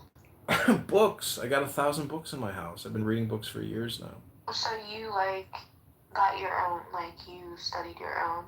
Yeah, that's the only way to learn something is to like study it yourself. You know that, right? So, what made you become so anti-Islam? I'm not anti-Islam. What are you talking about? Yeah, you were saying, like, there's this hadith that says this, like, just a few months ago. Yeah, so what? That's for children. Those are games that children play. What are you talking about? That's like playing tricks on people. So, what's your position on Muhammad? I don't know. He was a top G. What do you mean? Guy started a world religion. Okay. I don't know. Most people on this app don't even wipe their ass with a fucking baby wipe. Like everybody here is inconsequential. This whole thing is just a game, Nora. This is a very complicated psychological video game. That's what it is. Yeah. This app is a joke. The people on here are a joke. It's all just a fucking joke. Like, welcome to the Comedy Store. You didn't know you're in the audience? Get on stage, You've been playing games with people, but I'm telling you, like, I record everything here. Like, that's next level game playing with these retards.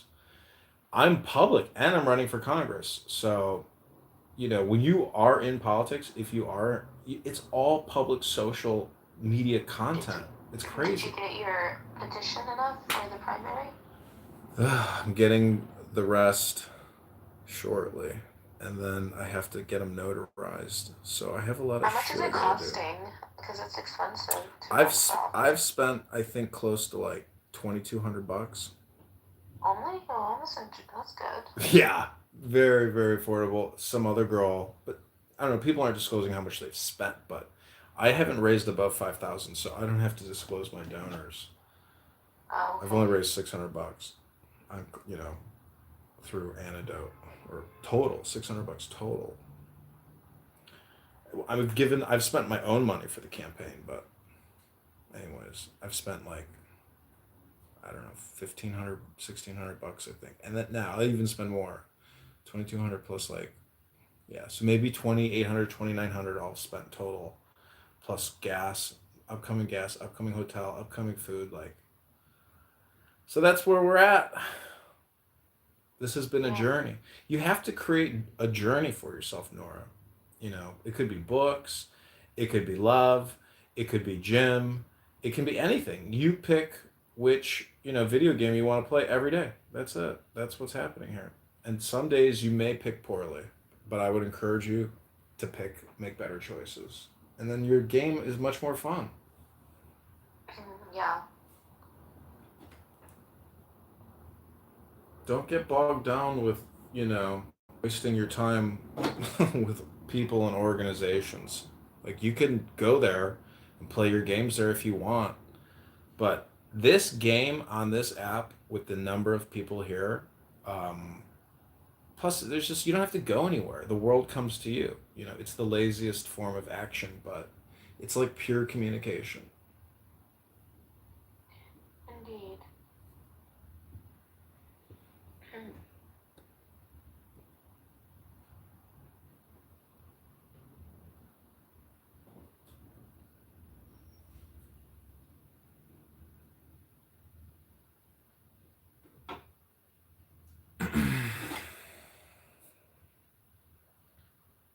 19 vaccine liar.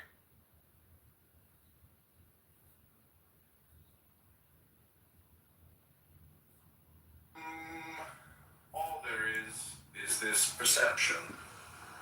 Perception is not owned by someone.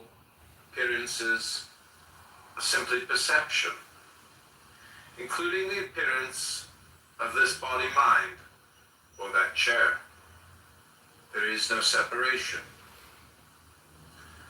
I am absolutely alone. There are no others. Who is this? There is not. Okay, so we're getting. Did we do the whole book? No, we got more to do.